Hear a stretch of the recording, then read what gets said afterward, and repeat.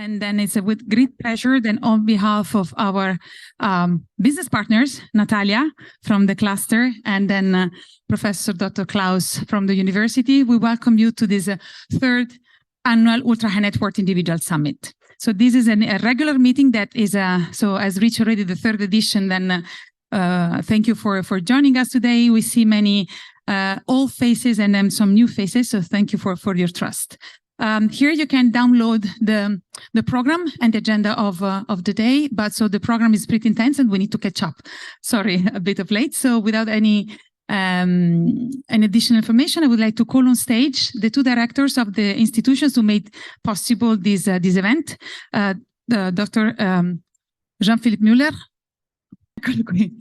So Dr. Jean-Philippe Muller, our Dean and General Director, and Edouard Mousny, the Vice President of the cluster. Thank you.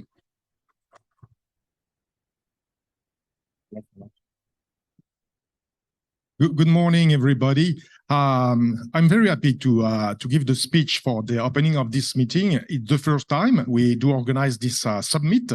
And I think it's the very role of a university to be part of the development of some industries in the territory where we are. And we're doing this a lot. Several years ago, we developed a yachting management track to educate new students for the industry. And now we can say we have 90 alumni working in the yachting industry in Monaco. That's the support we do provide to this industry. And it's important too, we are part of developing new knowledge to face new challenges. And the topic of today, sustainability, is so important for this industry. It's important for everybody. In the university, in IUM, we are very engaged in sustainable issue. 2 weeks ago, we supported the Monaco Ocean Protection Challenge. It's a business plan competition for students developing new ideas to preserve the ocean. The final took place in the museum with the Prince Albert II being here to support the winner. And it's important. Next year, we will have a new Master of Science in Sustainability and Innovation Management. So sustainability is important for the IUM. I'm very happy to have some faculty now involved in research related to luxury, and especially yachting industry, and to face this kind of new challenges. Research, certainly new knowledge is needed to face those new challenges. So I hope you will enjoy the day and this event. I think it's an important contribution to try to encourage some changes we are facing now in this industry. And maybe we will have some answer today to face the challenge. But I want to let the floor to Edouard Mousny. We are a partner for this kind of event for a long time ago. For quite a long time now. Yeah. So here, good morning, everybody. And it's a real pleasure to be there with you today. We started that cooperation, the cluster first. Nearly 10 years ago, following the will of the Prince, we set up that association, which is more a federation of the yachting companies here in Monaco, so ranging from brokers to service providers to, covering the whole scope of the industry. It's now an organization of nearly 90 companies, over the 200 companies which are registered doing yachting in Monaco. That represents, in terms of figure, nearly 800 million euros of general turnover in Monaco, nearly 2,000 employees. And our job from the very beginning was to not only lobby, but to monitor the whole industry in order to anticipate the future challenges. And to that effect, we've partnered with very good institutions such as the University of Monaco. It's been nearly 8 years, something like that. So quite successful. It's quite a long cooperation. And we're very pleased to be associated with an event such as one that we're having today. So one of our biggest responsibility as cluster is, of course, to target the issues that the industry, and more generally speaking, because we're talking about that segment of the ultra net worth individual, are going to face in the future, near future and long term. And one of the first one is, of course, the question of sustainability. The global context, the difference in economic situation between various areas of the world makes it all the more challenging to explain the purpose and the benefit of supporting an industry such as yachting in a field where inequalities are more and more present. And our job is to really focus on problems which are going to not only improve the public image of the industry, but also to participate to some global challenges. So that's what sustainability is all about. And I hope that today, I mean, the exchange, we're going to leave that session today with more knowledge than before joining it. And that today is going to be a place of exchanges where people are going to make suggestions, target problems, explain situations, the way we can address it to the benefit of all the attendees of today's session. So I hope that you enjoy the day, and thank you again, Jean-Philippe, for that cooperation. Thank you. I would like to call on stage now Filippo Cerajoli, Partnership and Collaboration UE and MED for Parlay for the Oceans, who will address the audience for about the topics, today's topics. Thank you. Good morning. Thank you again, Annalisa and Phil. My name is Filippo Cerajoli. I'm working for Parlay for the Oceans, as you can see. We are a global environmental organization and network where creators, thinkers, and leaders come together to raise awareness for the beauty and fragility of the oceans and collaborate on projects that can end their destruction. Working across creative communities, brands, government, and environmental groups, we take action to protect the oceans, Earth's largest and most vital ecosystem, with an approach led by creativity, collaboration, and eco-innovation. And I'm here today to give you a brief into today's topic. The conference is divided into macro areas. The first will focus on answering if we can convert charter clients into yacht owners. The research will explain the motivation, benefits, and experiences of the charterer and compare them with the yacht owners. The title of the topics will be From Yachts to Experience, Redefining the Luxury Yachting Industry Focus. In regards to this topic, I would like to emphasize that in recent years, we have seen the numbers of ultra-high net worth individuals growing without a concrete correspondence of growth of the owner's fleet. There are many hypotheses of why there's no real concrete solution how to fulfill the gaps. One of the cases that has been spotted by Phil and Annalisa is the case that is going to be presented from the Fourth Season Yacht Vice Presidents and Business Development for the session called New Business Frontiers, the Case of Fourth Season Yachts. The second part of the conference will instead focus on what can be called the new emperor suit, or rather, sustainability is the emperor new suit. I've stolen their sentence, as you can see, Mr. Phil. Yes. Sorry.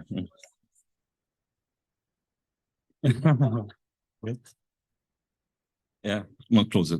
Okay, the title of these topics will be Immerse Yourself into Eco Luxury Revolution, Unveiling the Sustainable Soul of Yachting.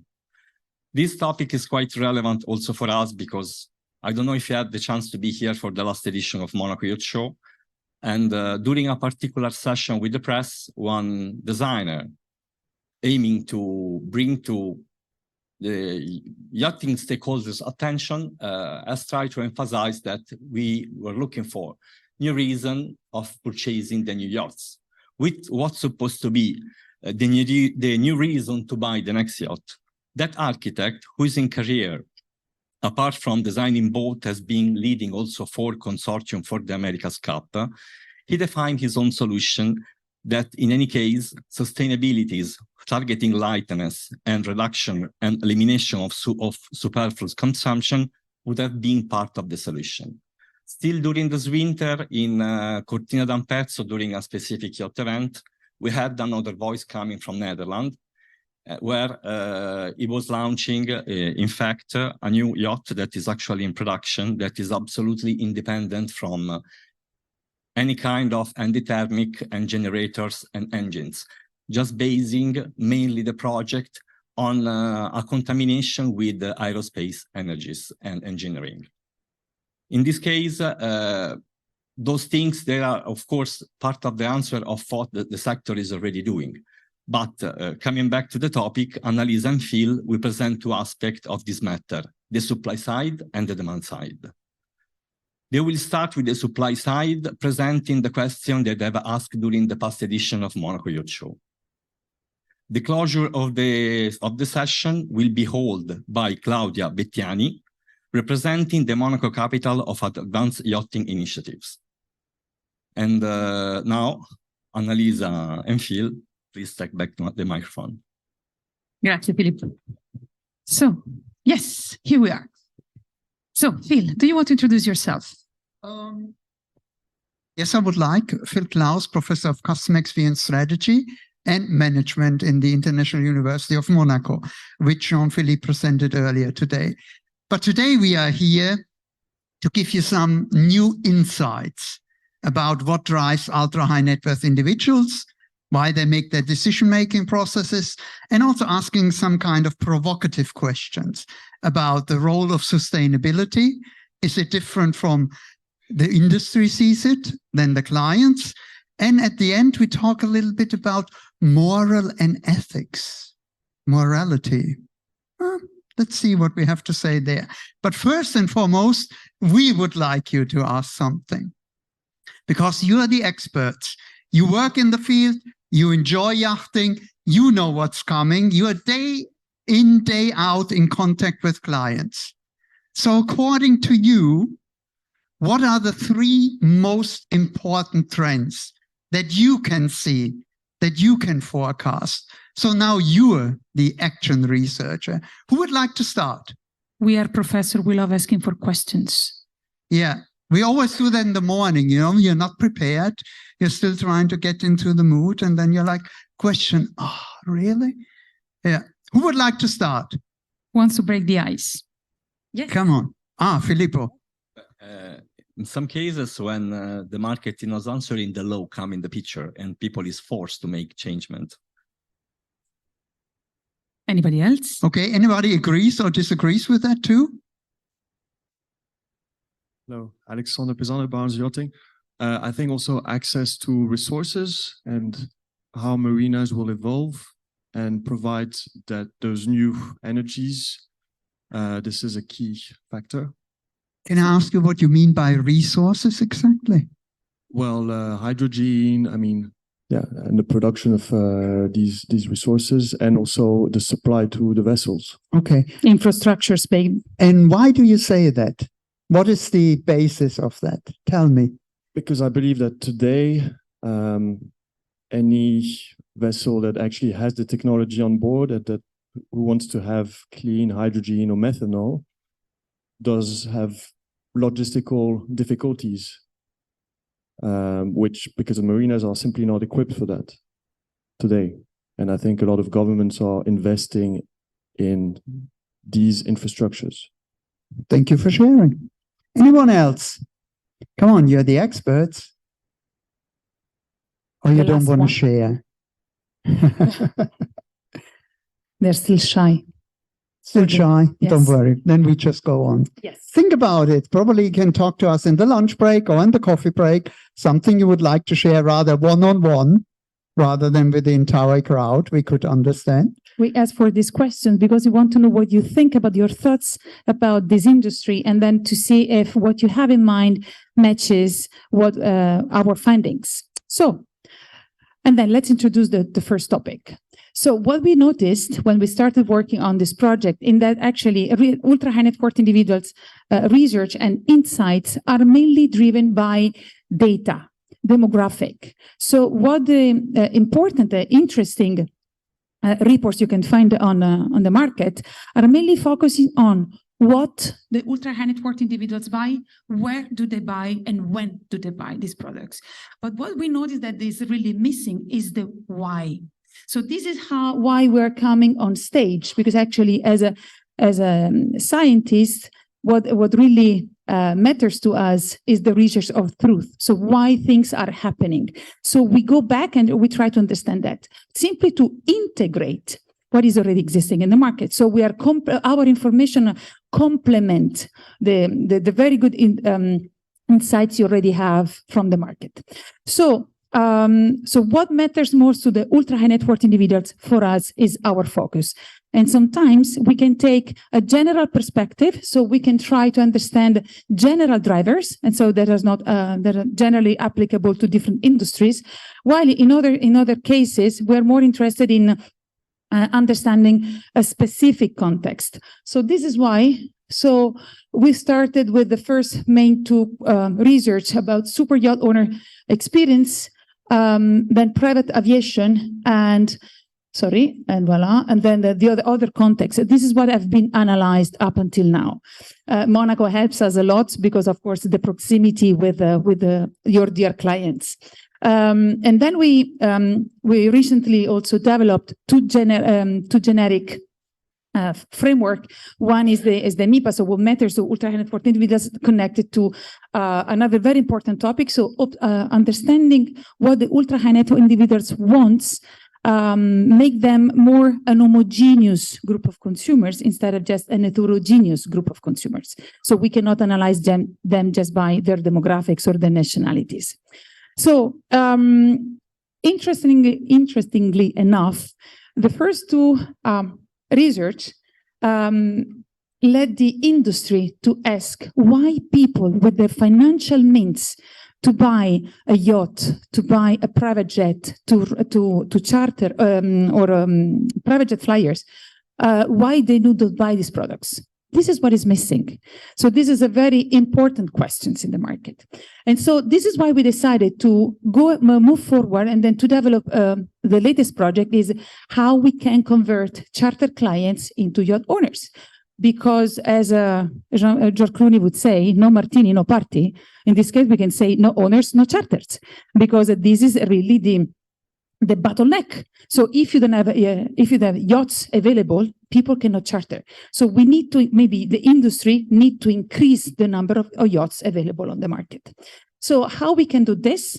Actually, since several years, we're talking about the emergence of a new business model, and so we will see one later today. So coming from a kind of competition may arise from non-traditional luxury players, more related to hospitality and tourism. In order to find the answer to this very important question, the only thing we could do was to talk with the charterers, with people who are chartering your fabulous products. And so by talking to them, we wanted to analyze, we wanted to explore and compare, first of all, the motivations, the benefit and the experiences of charterers. And then we wanted to compare this very important information with what we already knew about the yacht owners, and to see what is in common, and then to understand what is the possible solution you may offer to your clients. So this is what we have developed recently, and then I'm very glad to see Daphne Anastasia Filippo sitting in the back, our former student today working for Fraser Yacht, so was part of this beautiful research. So thank you, Daphne, for your important contribution. So the new research is about the ultimate luxury tourism experience. So 12 people have been interviewed, 12 charters, have been interviewed. Weekly charter costs range from 125K till up to 3 million. And the methodology, of course, would have been a qualitative study, so using a technique that we love to use. So the men's end approach and then self-lettering. So Phil, do you want to drive us into this beautiful research? Yes, please. Let's do it together. So just to recapitulate, we looked first at the yacht owner experience. Then the industry asked us why people with the financial means to buy a yacht do not consider a yacht. The next step for us was then to look at people who are already close to Nautica, the charter clients, to understand how do their motivations, benefits, and experience match or do not match, compare and contrast with what people do as yacht owners. So where do we get charter clients from? You all know it. Most of them get into chartering by visiting a yacht through a yacht owner that tells them, come and join us, take with us a trip, go there or try it out. So clearly the yacht owner, even for the charter client, is a crucial part or almost a critical link to find charter and your companies. In order to do this, we asked them, what are you looking for? Why do you do this? And for them, it was first the love of the sea. So people who are in Nautica, born and raised on the beach, or when they were young, they were out there in the fisher boats and they loved it and wanted to do with it. But why charter versus ownership? Clearly, one thing that comes through with the interaction of the yacht owners is it's quite managing. A yacht needs to be managed, which takes a lot of time, a lot of resources, and all the things that comes with it. So rather than being, how shall I say, exposed to that, people say, I just want to have the benefits versus the sacrifices that comes with it. And this we get in charter. Annalisa, do you recall the quote of one of our original clients saying that, describing the difference between chartering and owning a yacht? Charter is like dating, and then buying, owning is like getting married with a yacht. So with all the pros and cons that come with both aspects. And also another point we see is by chartering, and you love it, the freedom and flexibility. I can charter this yacht just for my family there. Then I go in the Caribbean with a lot of more people instead of having it to be brought over and so on. More freedom, more flexibility. And they do not really consider purchases. They say, no, it's not for me, based upon, you are closer, my dear. Could you help me with that? Yeah, thank you. So when we look at it, what are the enabling factors? What motivates a charter client? What benefits they are looking for? And what are the experiences? The motivation that always comes through, chartering is the ultimate luxury vacation. It's holidays. It's a holiday. So thinking about this, you are competing in the tourism business, not in the production of vessel business. You are in the holiday business, accessing the inaccessible, the inaccessible. Clearly, this is one of the things that drives you. And when you look at chartering versus ownership, the opportunity costs significantly lower. The experience, dating versus marriage. Well, I'm sure there are benefits of marriage, but flexibility, you choose. Privacy and security. Privacy and security also came through COVID-19, and it was a driving factor for a lot of purchases, as you recall, just getting away. But privacy and security is also there for chartering. So again, when you look at the experience, connection to the sea, unmatched offshore experience, offshore and onshore is different. And again, just like yacht owners, memorable experiences, quality time with your beloved ones. And here we have some quotes. And these quotes, I always love to hear it from the horse's mouth. When you hear this, you clearly can see they are talking about one thing. It's holidays, vacation, floating hotels, luxury hotels, meeting my expectation. So the yacht is not the focus, it's a vessel. It's something that you use in order to. What does it mean now for the industry? Clearly, when we compare it about the costs and everything that comes with it, big expenses and deteriorating. So super yacht owners do know what the flaws are. And charterers, remember, most of them come through owners, do know their pain too, because you share your pain. As human beings, we're more likely to share the pain than the joy. So clear for them is like, yachting, yes. Buying, no. What's the challenge then? How can we convert people from becoming charter clients to super yacht owners? Because remember, the bottleneck is ownership. We need owners. Without owners, no charters.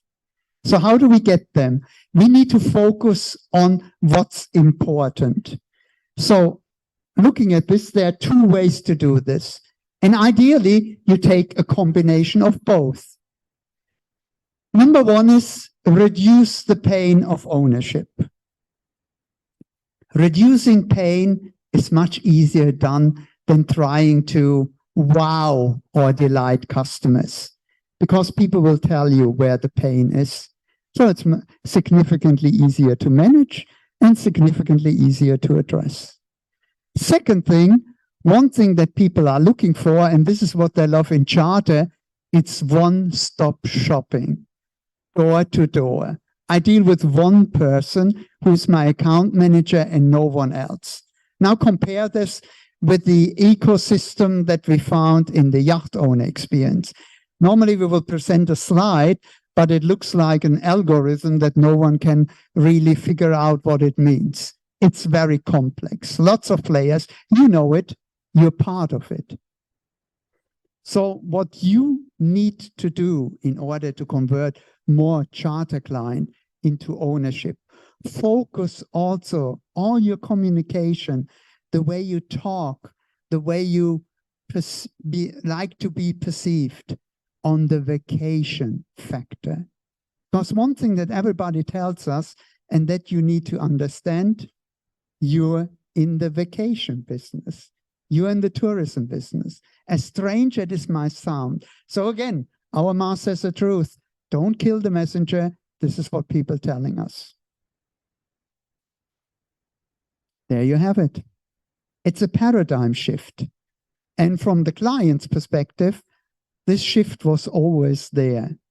You think, let's charter out or sell a yacht.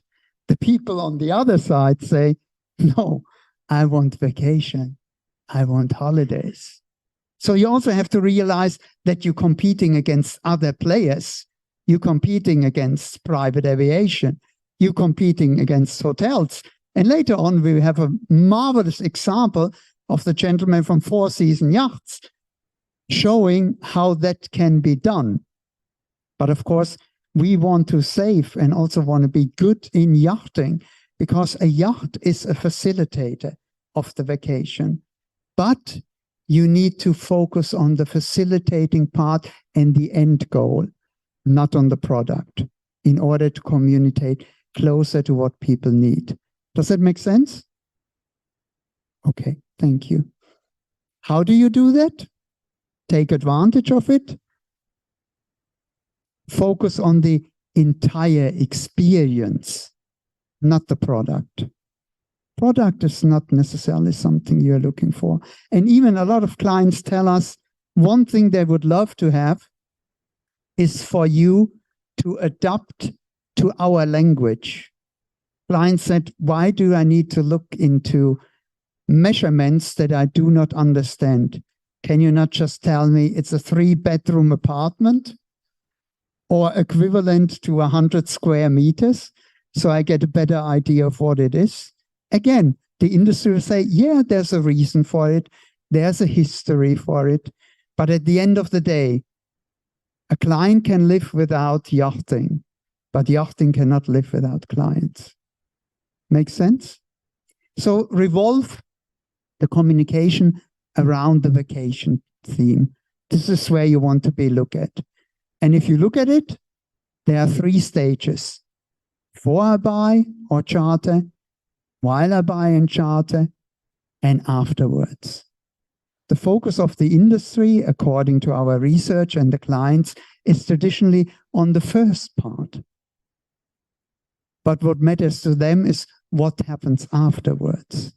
As a matter of fact, post-purchase is a 5 times higher influencer, meaning if you do it right, the chances that people come back are 5 times higher. If you don't do it, the chances of them talking badly about their experience are also 5 times higher. Where would you rather be? On the good side or on the bad side? Rhetorical question, forgive me. Now we got the smartphone moment. 3 mega trends. We always love mega trends. We like mega trends. Why? Because they're influencing what you are about to encounter. Because it's the world of the ultra high net worth individuals. Number 1, morality counts. In your industry, we can see a clear shift of all ultra high net worth individuals from conspicuous to conscious consumption. And there are opportunities we talk later on. Number 2, you need to offer and think about door-to-door, one-stop shopping. You need to have something where your client doesn't need to deal with many entities and other service systems. You have to think about making it truly customer-centric. And you know what? They will pay for it. Because according to our research, they call it priceless experiences. They said, yes, prices are outrageous, but I'll pay for it because it's worth it. And sorry if I may, the door-to-door concept is about the fact that their holiday starts from the moment they leave their homes. So this is why considering the full range of services that you can offer them, you will, in this case, will be very beneficial for you because they will perceive it even with a higher value. This is where, for example, it comes especially from the private aviation. The private aviation. So the private aviation actually picks up the clients from home and then they bring them to the hotel. So this is the concept of door-to-door. And then we will see with the fourth season this concept later on. And they mentioned that as an example. They say, if I fly first class and I have everything I need, my vacation starts when I arrive at the destination. With this service, my vacation starts when I leave home. And this is what you want. So again, remember, you're in the vacation business. And a little teaser of what we do in the future. Artificial intelligence, I know the Yachting Cluster talks about it.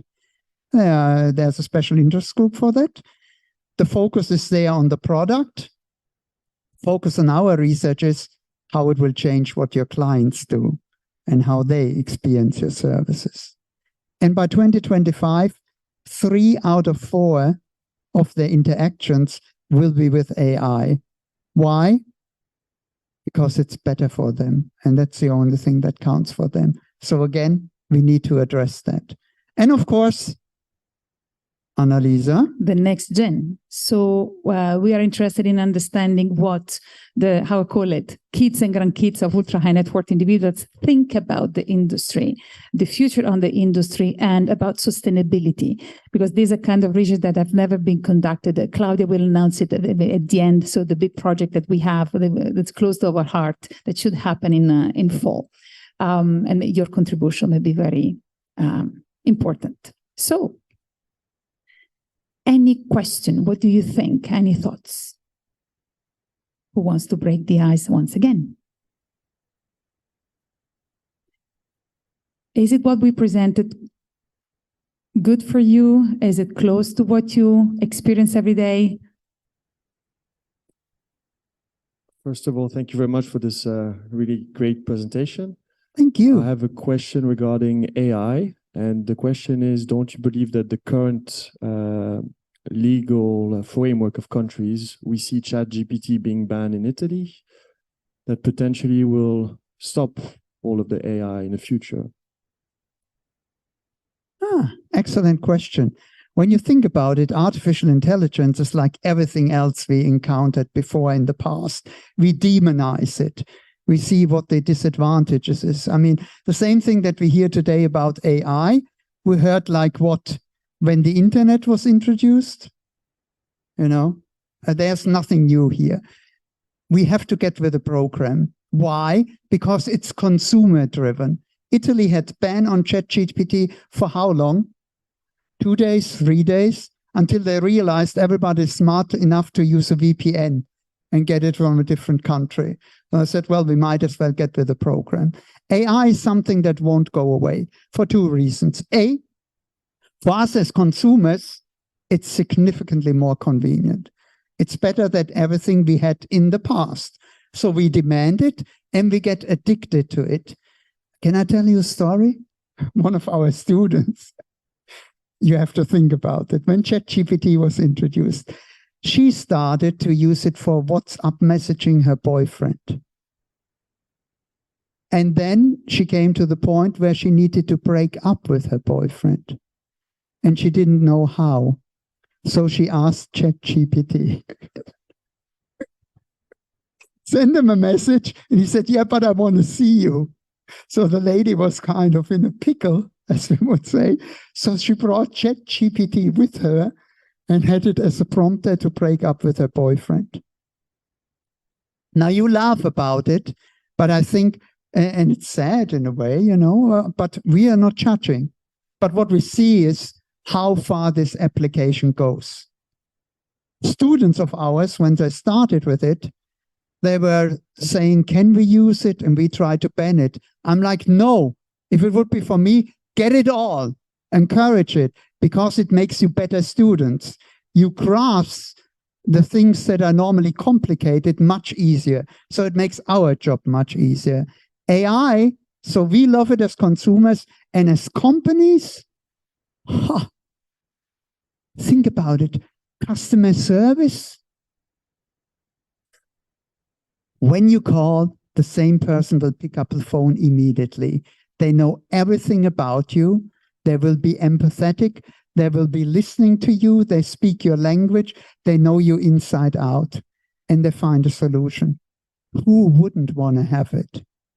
And for you as a company, you develop it once and then you spread it out. ChatGPT already is available in all languages and for chatbots. So it will come because companies love it, easier to implement. And think about it, no sick days, no variations, not a bad day coming in or out, knowing everything about you. And for me, it's much less expensive. It will come. And legislation will not stop it. As a matter of fact, the legislation that will encourage it will become the market leader. Does that answer your question? Thank you. Another question? Paolo. I have a question about the concept that you well explained a few minutes ago about the door-to-door service and the door-to-door experience, in which AI could combine with the concept to have only one account manager, only one people that you know and you trust on. Because I think on the bespoke service, it's very, very important, the human relation. Yeah, thank you. It's an excellent point. So how do we balance that? And again, we already run experiments with people because we had the same kind of, how shall I say, approbation against it. Do you need a human person? So we had people converting and speaking to a high tailor-made service, wealth management, with person A and person B. And then we always ask, which person would you prefer as your personal advisor for your wealth? And in 98%, they said person A. And I replied, A is not a person. It stands for AI. If you do artificial intelligence correctly, it is better than human beings. Forgive me. We might not be there yet, but we will be there. Will it be for a service like yours or in yachting? It will help you, but you still need the face-to-face interaction. You still need a human being, especially if it's the more it becomes what we call credence properties, something intimate, like financial services, buying a super yacht and so on. But the future will be that most of the interactions are better done with artificial intelligence. Does that answer your question, Paolo? You will not. I still need you as my tailor, you know. Thank you so much. So I think it's time to move forward. So I have the great pleasure to welcome on stage Samuel Chamberlain, the Vice President of Business Development for Four Seasons Yachts. So actually, when we designed this conference, everything started with Four Seasons, with the invitation to Four Seasons. So we are observing what they are doing, the industry is doing since quite a bit. Please take a seat, Samuel. And then Cesar, now we will sit. And because we truly believe that what they do is a perfect example, is a perfect materialization of what we were talking about. So enjoy the conversation. So actually it will be a kind of discussion, yes, with you, Samuel. So thank you for joining us. And so, as you know, we have some questions for you. Sorry. So the very first one is, why did Four Seasons enter the yachting market? Yeah, absolutely. Hey, everyone. Nice to be here. Thanks for having me. I think why did Four Seasons enter the yachting market is a great question. It starts with Four Seasons being a leader in luxury hospitality. Four Seasons has a 60-year history, and it's been thoughtfully developing what we call brand extensions. So I think everyone has probably heard of or stayed in a Four Seasons hotel, but then probably about 30 years ago, they were pioneering what's called branded residential. The idea that you could buy a condominium that comes with branded service delivery, concierge, room service, and usually those were connected with the hotel. So then these extensions continued to grow, and there is a very strong extension in restaurants and bars. Four Seasons operates 600 restaurants globally and carries 33 Michelin stars. So as Four Seasons continued to captivate the imagination of the luxury traveler, it then entered what they call the Four Seasons private jet experience. Has anyone heard or seen of this? So basically, it connects a Four Seasons branded private airplane. It's a 737neo, 50-seat, all business class. It's around $275,000 per seat, and it caters towards the ultra high net worth individual. So they're starting to build this portfolio of extensions, and then they noticed that yachting, obviously, you guys are all in the yacht industry, has been taking this massive hold of the imagination of the luxury traveler, captivating their interest. And they decided to launch this yachting extension, which brings our company together, which brings three $500 million mega yachts to sea, and brings this whole new category of luxury traveler and kind of capitalizes on that imagination of bringing Four Seasons to sea as a floating hotel, as you said earlier. And actually, so this is, you see, the typical idea of the door-to-door concept. So you are offering a very good range and wide range of services. Also, you have also restaurants, you have also fine dining. So actually, this is a very good idea. So people can travel with your private jets, and then they stay at your hotels, or they on their floating hotels. Yeah, you bring up a great point, because we talk about, I call it the travel ribbon, right? We, especially in the yachting industry, they're thinking about this vacation, right? 7-night stay, do the Côte d'Azur. We want to be able to make an impact with them as they're packing their bag, right? It's not when they arrive in Monte Carlo and get onto the gangway to board the yacht. We're thinking, what are the touch points where we can make a better, special, or differentiated travel experience from when they, get in their car transfer to when they board their private jet to when they fly first class on Lufthansa to then connect to Nice. And really, how do you kind of differentiate that experience and kind of create that travel ribbon together? So that's definitely top of mind, and I think almost mandatory now.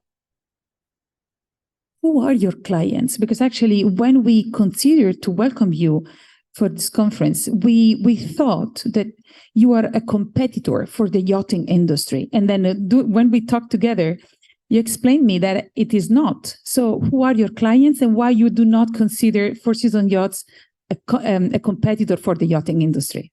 Yeah, great question. Not a competitor at all. Fully different product. And I'll show some pictures and images of the actual vessel itself.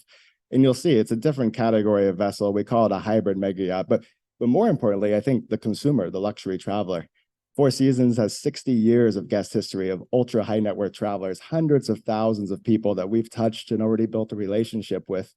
And I kind of view the yachting extension as this gateway to the sea, where we're adding this incremental step. We talked about charterer to buyer, but there's this whole new demographic of Four Seasons yacht guests, someone that's never touched the water, that then might expect, they might have an incredible experience with us. They will. And then they might consider doing something more private, because I'll never say we compete with mega yachts, because mega yachts have the privacy, they have the toys, the tenders, they have the ability to, go anywhere with the captain. We're a little bit more restricted, but we have these mega yacht attributes, which we take a lot of inspiration from. But we think 80% of our customers would have never been on a cruise ship or never been on a yacht before.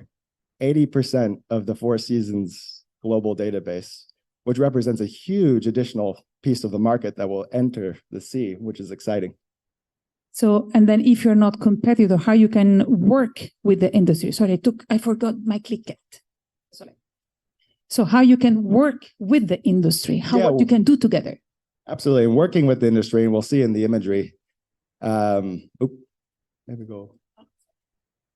Yeah, you first just see the profile of the vessel, and working with the industry, we constructed Four Seasons yachts really with a blank sheet of paper. And we took a lot of our inspiration from mega yachts. And what are the core tenets of yachting? Outdoors. If you look at the cruise industry, there's very little outdoor space, whereas we have lots of outdoor private public spaces. So the idea that we could privatize by entire floor, we built this specifically for the charter market in mind. The idea of connectivity, I have some configurations that could do up to 20 rooms behind one key. And I know in the mega yacht industry, you guys receive a lot of inquiries, 50th birthday, special occasion, weddings, events, where mega yachts become limited because they only sleep 12 to 14 individuals. So you either have the opportunity to do a flotilla or the privatization of the Four Seasons yachts. At 95 cabins, this is actually perfect for full ship charter. And candidly, I was very impressed when the amount of charter inquiry that we received for full ship privatization has been overwhelming. And then the idea of full floors, the vessel was built by Fincantieri, and lots of design and engineering first with the GA, but again, full floor, vertical and horizontal connectivity gives this kind of privacy, mega yacht build quality, but a much different, and I'd say complementary product offering. So yeah, thank you. And a couple kind of sound bites on this, and then we could hit some Q&A. The interest in yachting. Last year, this project has been started as early as 2009. So the idea of Four Seasons yachts has been coming to life very slowly. It was under embargo until last year at the Monaco Yacht Show, where we privatized the Oceanographic Museum. We thought that was a great venue because of, first, the proximity to the show, the ultra high net worth nature of Monte Carlo and the yachting industry. But also, as you all know, the oceanographic represents ocean conservation, ocean preservation. So we thought it was well suited. It was the largest media event, probably of the decade, we'll see. We generated 2.3 billion impressions, over 1,800 unique features. So again, I think this shows the, categorical interest in yachting. And then, of course, the reputable name of Four Seasons coming to sea and bringing that to life. And then we also had this hypothesis around the lines of, the inventory herself. It's only 95 cabins, which I'll show the next slide, which shows this kind of stratospheric amount of size of space. This isn't a cruise ship. We're actually really leveraging and over-indexing on that yachting lifestyle, and then the size of the space ratio of the vessel. So that's where we had this hypothesis that, our market is the best clients of Four Seasons already, the existing private residence owners, their elite guests, the people that fly the private jet, to bring them to sea quickly in a very discreet manner. So we've been going very quiet since that launch, again, with the idea that the scarcity is already there, as we see in the yachting industry. And then the growth pattern, we have 3 of these vessels on order with our shipbuilder Fincantieri. So the first delivery is November 2025, then 26, then 27, and we're looking at other classes of vessels. Oh. This is very interesting. And I think this is really the slide that shows the project. This is every major luxury kind of cruise line globally. And the size, the space ratio just shows this astronomical difference between Four Seasons yachts and why we're calling ourselves this hybrid mega yacht concept.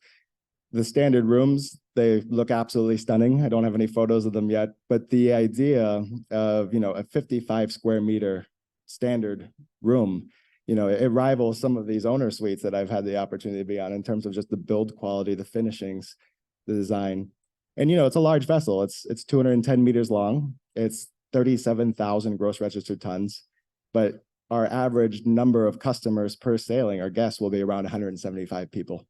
We'll have over 200 staff. So the idea of this really intimate guests and size to space ratio can't be compared.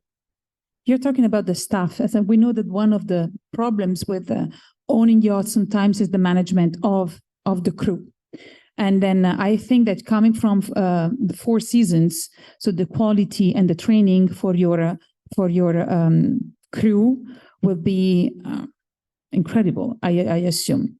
So Yeah, are you I think- commuting, no? Right? The knowledge and then the skills. Yeah, that's one of our, I think, key differentiators as well. We spoke to this idea of yachting being this tourist experience, and no better place to start than Four Seasons, which is the most reputable hotel company globally with 60 years of experience. And what makes our project so unique is it carries that proprietary Four Seasons hospitality.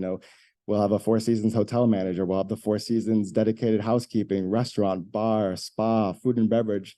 Four Seasons is legendary actually for their kids programming, Kids for All Seasons. So we'll actually have two separate kids clubs because we think this ultra high net worth traveler, this will be much of a family product as it is kind of a couples celebrations type of experience. But drawing from that expertise of Four Seasons and from the hospitality front, I think will be another edge. And, we've learned a lot from the mega yachting category as well. The relationship with the crew. I know that lots of charterers rebook specifically because of captain, because of crew. And we're trying to bring that to life as well on a slightly larger scale. But the idea of making sure that our team members who are behind that heart of house are actually delivering on that genuine hospitality that Four Seasons is known for. Actually, what you're bridging the gap between hotel, cruising, and yachting. So if I remember well, they gave you a specific category, right? Because you are so there's no a specific place for it. Yeah, and there's no space for us, which I think is good, because when there's no space for you, it shows that you're disrupting a bit. But the Fincantieri, our shipbuilder, Fincantieri constructs 1 out of every 3 cruise ships globally. We have a lot of that cruise technology, but then we're using the mega yacht build quality. They actually created a new category. If you go into the Fincantieri kind of sales brochure, we're in this mega yacht hybrid class that they've built specifically for our vessel. And one of the reasons why is the costs. We're spending over $4.2 million per suite, which has really never been heard of in the industry, and goes back to that previous slide of just the moat and the category of one that we've created. Do you have any question, Phil? More an observation. So if I understand you correctly, the core is the four-season guest experience, and yachting is just another tool to deliver the experience. Does that make sense? Would you describe it this way? To a degree, yes. I think this is where the power of extensions comes to play with brands. There's some strategies with other hospitality companies where they add different brands, and you see hotel chains that have 10, 15, 30 brands, whereas Four Seasons chose a very different route. They wanted to continue to grow, but the hotel portfolio, now 126 hotels globally, I wouldn't say it's maxing out. There's lots of development opportunities, but they have to be in tier 1 cities. They have to be the best of the best in terms of the asset class. So you have this really captive database of luxury traveler. You have this already existing relationship, and these extensions is what really is a critical piece of our success. And the yacht project, I think, really will accelerate that, because we have brand halos like the Jet, but that's a very small amount of people. Only 50 people use the Jet, 5 itineraries a year, whereas this is going to be 47 deployments in year 1 by 175 people. Then if you look at the future, times 3 or more ships, we're really going to be accelerating the love of the sea, as we said earlier, with a completely new demographic that we already have the relationship with. And you already have the in-depth knowledge of the individual client, which you then know what is the experience, and you just transfer it from vessel to flight or whatever it is. Exactly. If you are one of our best guests at the surf club in Miami, for example, or you own a branded residence, we have the CRM that cuts across all hotels, all Jet, and then soon to be yacht, where we already have extensive guest history and guest knowledge. And that also helps us with the yacht's distribution, because the distribution will first go to some of the best clients and residential and elite guests of Four Seasons that will grant them kind of first priority access to this. You mentioned before that 80% never considered to be on the water. Were you surprised by that? I was and I wasn't.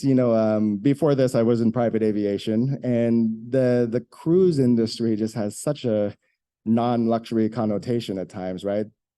So I think there was a lot of people that would have considered it, and then yacht charter, again, is kind of that staircase where sometimes it could be a bit intimidating to find a yacht broker and look at the different vessels, and then the price point is pretty large. So I think the 80% surprised me a little bit, but in all honesty, there is this captive ultra high net worth audience that is very selective, and they want these branded experiences. So now that Four Seasons has come to see, I think, like I said, it's this gateway product to future yachting, but also the fact that we go to market starts to also just compel luxury travelers and pick their imagination to go that way anyways.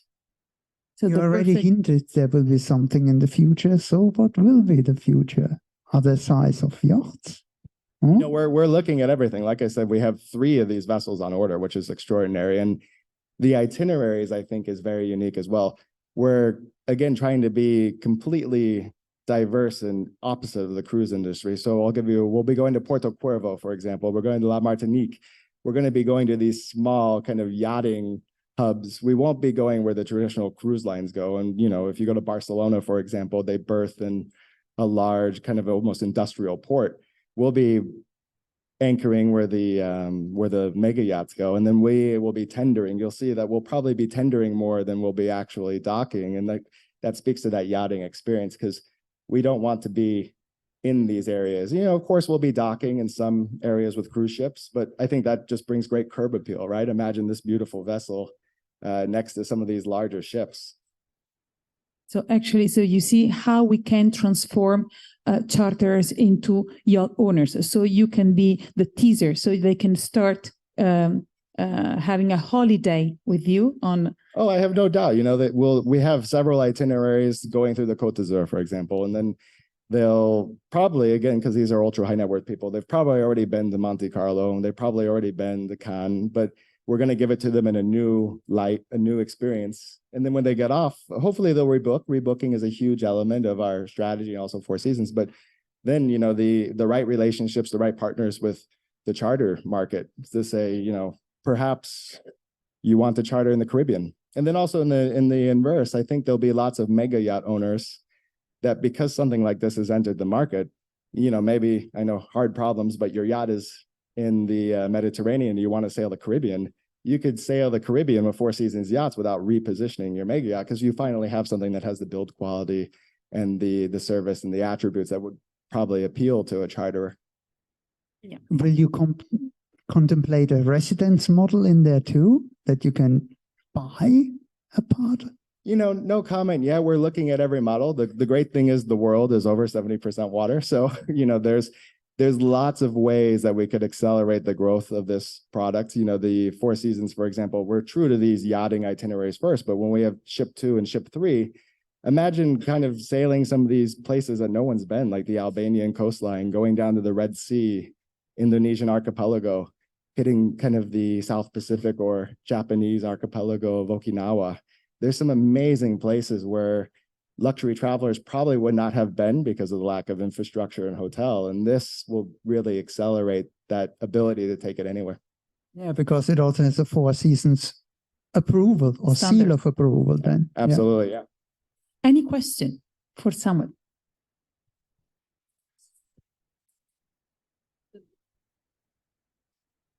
Sustainability. How do you consider that? Yeah, no, great question. Such an great question, because just like the yacht industry itself, sustainability is at the forefront. I'll speak to Fincantieri about this, and I'm not a engineer or shipbuilder. I'm a commercial jet sales guy, but the Fincantieri is building the ship with a lot of these advanced technologies, looking at batteries, and we're building the ship for the future as well. This whole class of vessels will have the ability for alternative fuels and the things that are being talked to right now, but right now I think are just kind of at the precipice of moving forward. So, but sustainability is 1000% at the top of mind, and everything from material to service staff to where we take the team. Thank you. Samuel, first of all, congratulations. I think the fact you're building 3 of them suggests that Cascade and Kingdom have done their maths. At the same time, we saw on that graph the Ritz-Carlton. We spoke about it a bit earlier. They're in the game of this. Am I going to see the Mandarin Oriental, Shangri-La, yachts? What's coming up? What are your competitors doing? You know, I can't really comment on other competitors and what they're doing, but I will say that, you know, this idea of having kind of these branded experiences and how can you build these extensions? I referenced it earlier, right? You could build more brands, or you could take your existing brand and try to extend it to other verticals or categories. So I wouldn't be surprised if you see other branded experiences go to sea or go to other areas as well, because I think it's just a natural way which these companies can grow and leverage an existing database. And then after this question, I do have some photos that have never been seen before that I thought we would share here. Yes, thanks very much for the presentation. I had two questions, actually. One was, can you arrive by helicopter? Does it have that facility? And the second question was, in terms of activities like water sports with jet skis and all the usual kind of playthings, is there scope for that? So we removed the helipad. We thought the helipad, you know, it's not like I said, this is why it's a complementary product. It's not like we could have people chopping on and chopping off the yacht. It would be very disruptive to the guest experience. So the helipad was on one of the renderings. We decided to remove it. And then toys and tenders, you know, you saw the video through Fincantieri. We're doing the world's first transverse marina. Transverse meaning it opens on both sides. And with that transverse marina, we're going to have, you know, hundreds, if not a few thousand square meters of the floating docks and whatnot. So again, leveraging and over-indexing on that yachting lifestyle, the engagement with the water, being outdoors. From the toys and tenders perspective, we will have some beautiful tenders that will bring people on and off the ship as you would a mega yacht experience. And then probably a lot of non-motorized sports. So again, not competing with mega yachts, because I love the concept of going on a mega yacht and having the jet skis and the turbo booster packs and all the fun stuff. But again, since we're slightly larger, unless it's a full ship charter, a lot of the motorized tenders won't be there. And again, that just shows the difference in that kind of design and guest experience that we're programming. And then these photos have never been seen before. So the vessel takes a lot of its inspiration from the Christina O, and that iconic canoe background that references the old world of yachting. You see the back here, the swimming pool is actually 21 meters long. It's one of the largest swimming pools at sea. And if you look at the kind of mega cruise ships that are launching compared to the Four Seasons yachts, you know, this is only for 90 cabins or 95 cabins. So you really get that unique outdoor experience that I think will be almost impossible to replicate with this project. And then I was talking to the gentleman from Bentley and the car companies, this actually flattens. There's a hydraulic lift, just like the old Christina O, and this becomes an event space. So imagine fashion show, wedding, car launch, that completely flatten the Four Seasons pool deck and use it as this private events or special occasion concert type of function.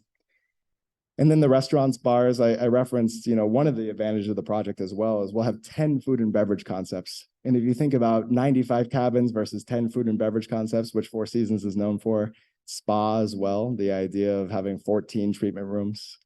And then these shore excursions really will make Four Seasons Yachts a differentiated product.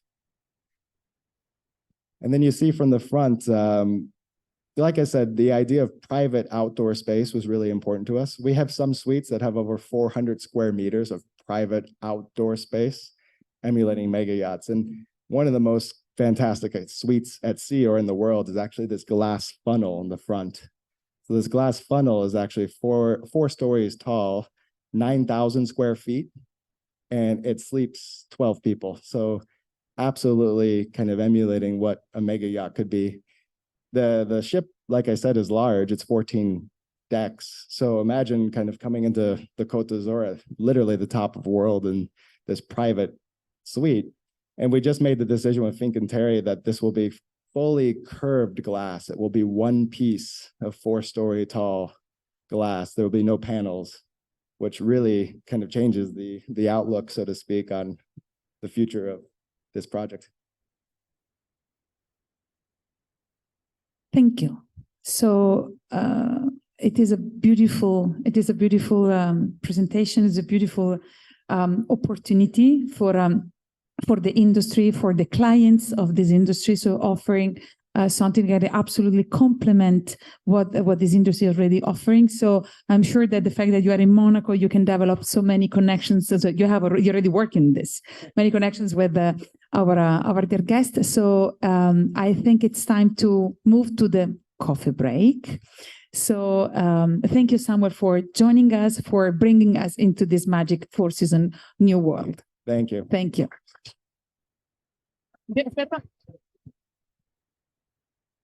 And before going to take this QR code, because we would like to know what you think about this summit and then the industry. So just take a picture, and then maybe during coffee break, chit-chatting with the others, maybe you can fulfill the survey.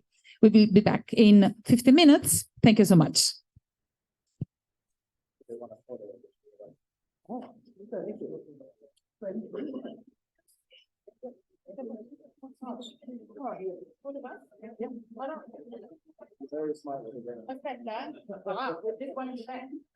We are about to start the second part of the conference.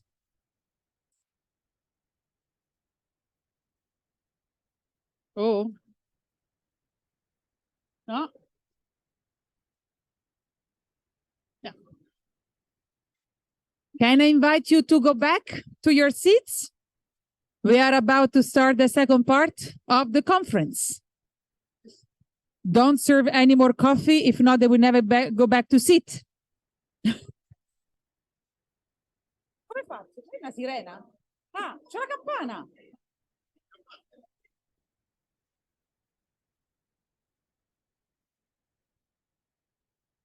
We are about to start the second part of the conference. Please go back to sit.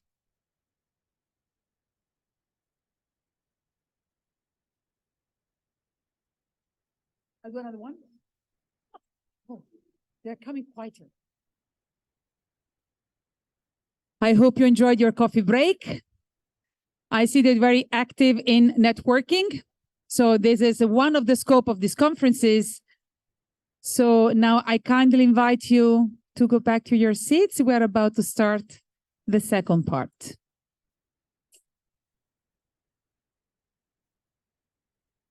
Bene, sì, c'è la parte della sostenibilità, del supply side. Yes.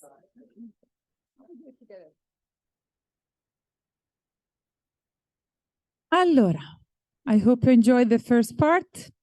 And now, so we are entering in the second part of this conference.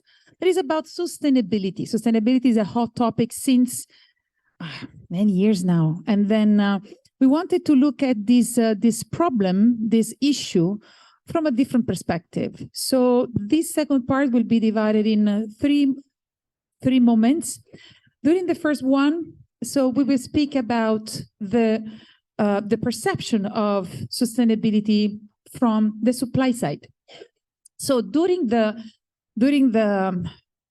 past Monaco Yacht Show, we had the great opportunity to work with Rossinavi, so courtesy to them.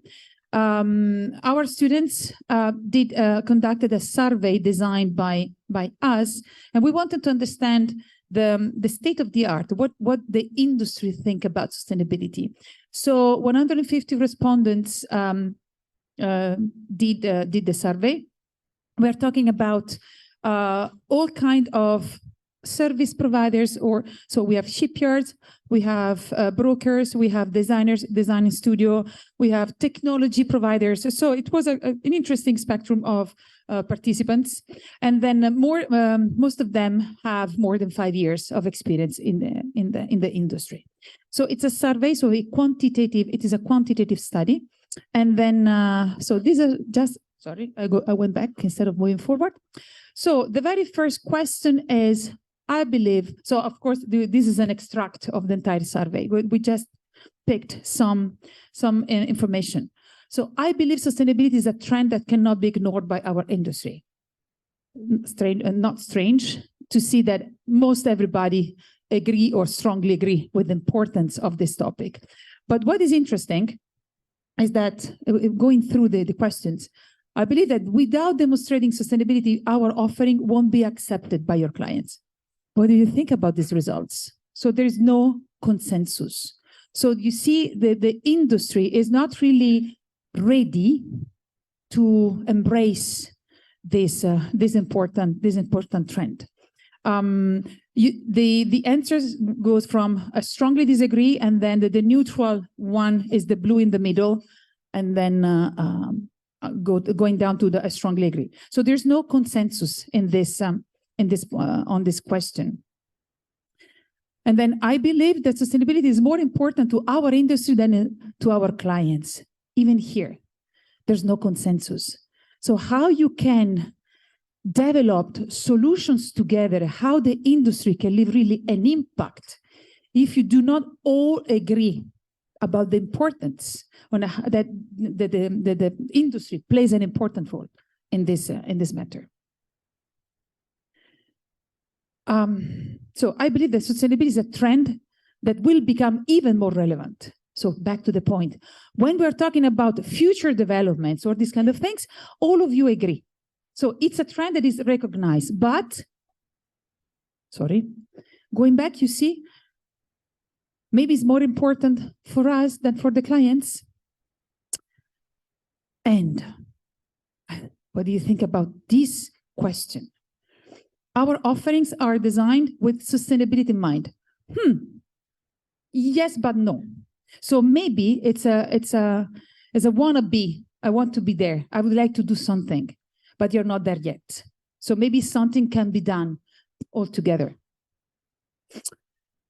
And then the other two questions are related to the clients. So our hypothesis is that the old generations are not really into sustainability. And then in a way, you confirm that. So old generations do not really care about sustainability. Yes and no, you're not there. But what do you think the new generations think about sustainability? Where do you think the majority of the answers go? What do you think? What do you think? The same?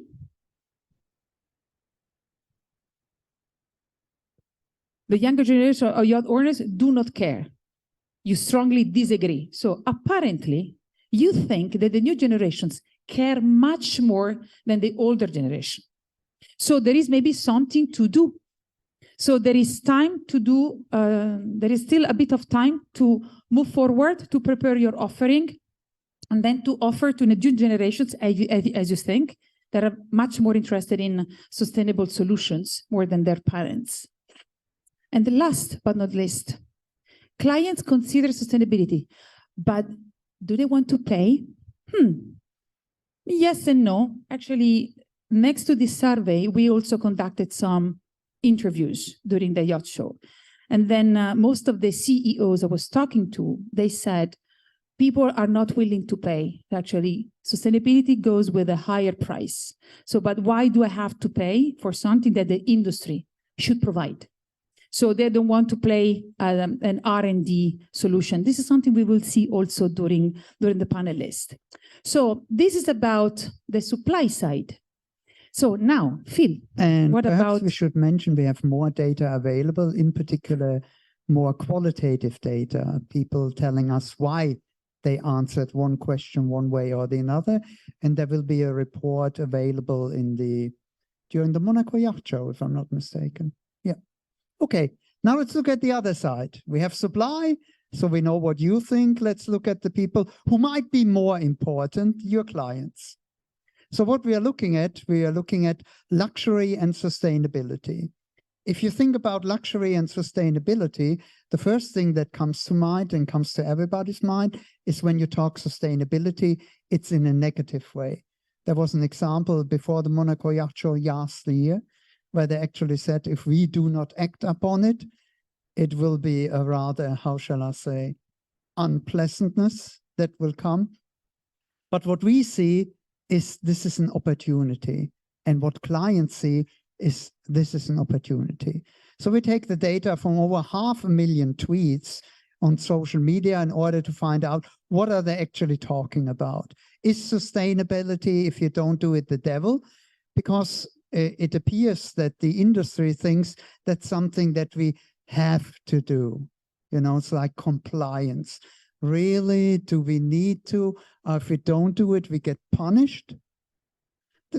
Your clients see it completely differently. They say, if you do it, we are with you.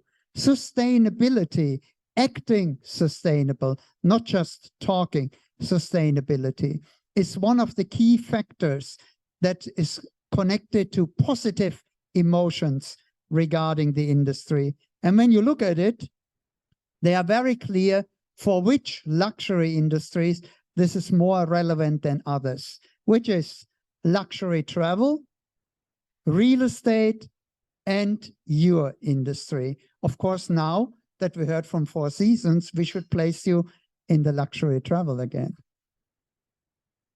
So please, sustainability is not something that you need to do. No greenwashing is needed. But if you do it, look at it. Over 90% of all mentions on sustainability practice are linked to positive emotions. These guys are doing great. Do business with them. I come back. So if you do it, it has a benefit. It doesn't need to be a chore. It's an opportunity. Thank you. Thank you, Phil. So now, I would like to call on stage our panelists. So for a roundtable about sustainability. So we have invited, I would like to invite on stage Alex Mihailovic, Advisory Board of Global Environmental Media, as the moderator of this panel. And then I would like also to call on stage our dear panelist, Karl-Henry Edstrom, from the CEO and publisher of Rob Report, our dear media partner for this event. Karl, welcome on stage. Mr. Palaz Roots, so the regional director Europe for Bentley Motors. Cavalier Massimo Perotti, Executive Chairman and CEO of San Lorenzo SPA. And Arthur, I train myself, but Polok Zansky, closer. Good. Arthur is good. Arthur is good. Public Relations Director of Sunreef. The idea of creating this panel is because we wanted to make a comparison between an industry that is in sustainability since quite a bit, so the car industry, with the yachting industry that is new to it, and then also we would like to hear from Karl what the audience will look for, the kind of information. Thank you so much, Alex. The stage is yours.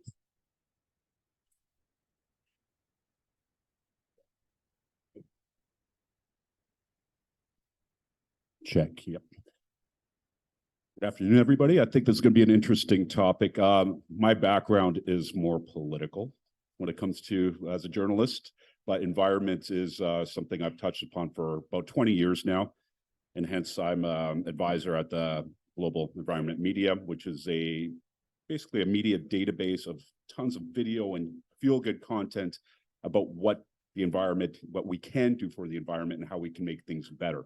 So it's looking at a positive light. And that's what I'm hoping to do here today, that we can look at a positive light and see what sustainability can bring us to. Where are we now? And hopefully what we'll be seeing in the future coming out of companies like yours, companies that are leading companies. And I think companies that, when you look at the food chain of people from bottom to the top, everybody's watching you because you do some wonderful things and some impressive things. So I think the first question I really have for all of you is a very simple one. Do your customers care about sustainability? We know from a media perspective here. Is this on? Yeah. Yes and no. I think it was what Annalisa just mentioned. It's very interesting to read that maybe they don't make the decisions when making a purchase from the heart in terms of sustainability, but it's at the same time good to show your peers that I bought this product or service because it is sustainable. So it becomes a brand building in many terms. Then That's what we can see a lot, that maybe the decision is not made from the heart, but from more of a personal PR matter. So in our side, we see a similar transformation, what you are going through as in the yachting industry. Traditional old money, we call it in Europe, is absolutely favor of the ICE engine, the combustion engine, big engine, W12 V8. But we have millions of studies where the new luxury customers, the younger generation, is absolutely in desire to go for the sustainability message. And they don't even consider our vehicles today because they are looking for the future, what comes in the later stage. So that transformation is already happening. There's a segment which is, yes, let's buy into that, let's test it and see how it is going. But definitely my industry is going to that direction. It has to be sustainable, otherwise you're out of the game. Thank you. So from our observation at Sunreef, close to 50% of the inquiries that we get today are about electric yachts. So I think we can say that there's a very positive trend. We have roughly 40 yachts in build right now at the manufacturing site, out of which roughly 50% are electric. So I think it shows that the customers care. At least 50% of them will ask about the sustainable solutions. Then at some point they'll realize that there has to be a little extra payment when they go for a sustainable solution. But I guess then it's our role. It's the salesman's job to explain that there's a little extra payment at the beginning, but then again you're going to save a lot on from the practical side, because we're talking about the heart and also the practical reasoning. You're going to save a lot of money on maintenance and fuel, so it all makes sense. So there's care comes from the heart, and then there's also getting to that decision and considering all the factors, including the least romantic finance. And it all combines into one answer. People generally care more and more.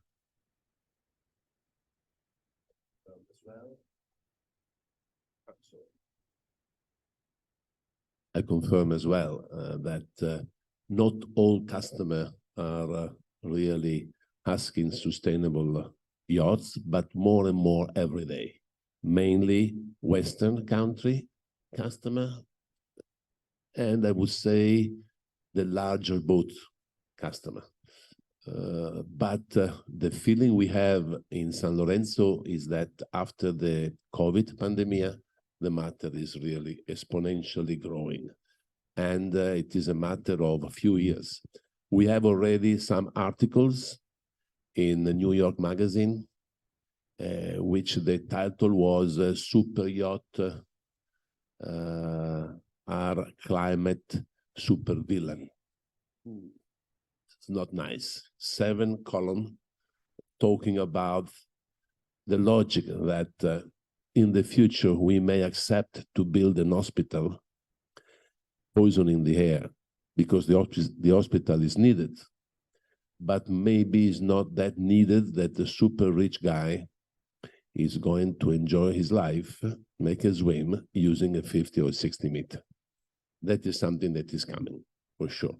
We don't know how long. The problem is that is exponential. So every day goes higher and higher, faster and faster. I think an interesting statistic here is that 1/3 of the luxury industry is actually propelled and held up by the ultra high net people that we're talking about here. So they make a small percentage of that, but a whole industry thrives around them. So whenever we talk about that, what do these people want? Experience keeps popping up. They want experience. Is there any way to include them in this process that could be seen as some type of experience that'll get them excited about sustainability?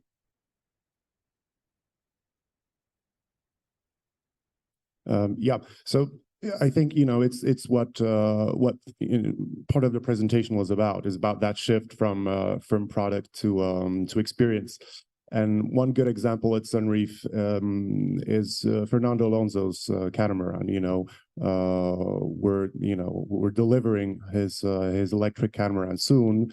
And I think, his case really illustrates this trend very well, because he bought one of the smallest catamarans that we have on offer. So it's clearly not about the product right now.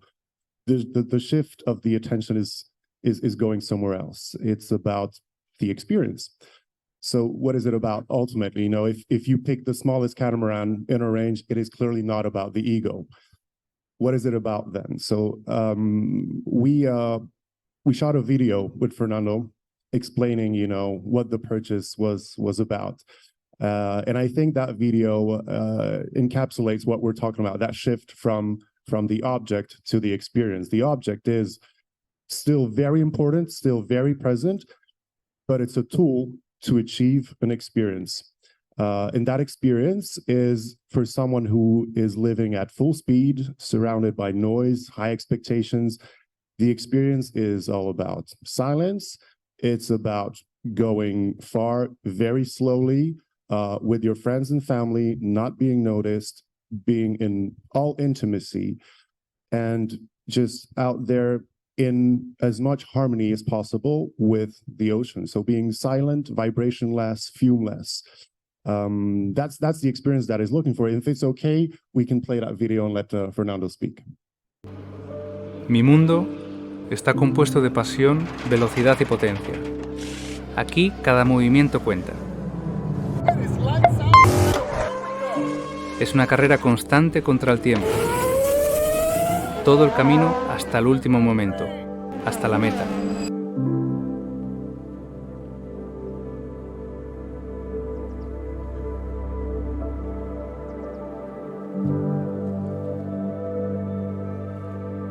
Pero cuando el reloj se detiene, el mundo luce diferente.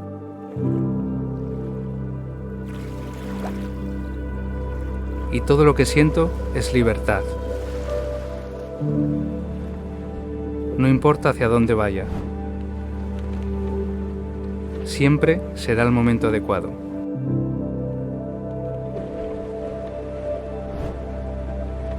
Mientras navegue en silencio.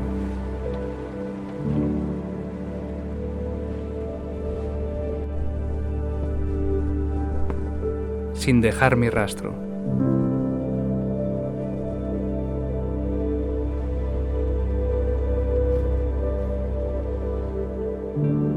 Sé que estoy en el yate adecuado.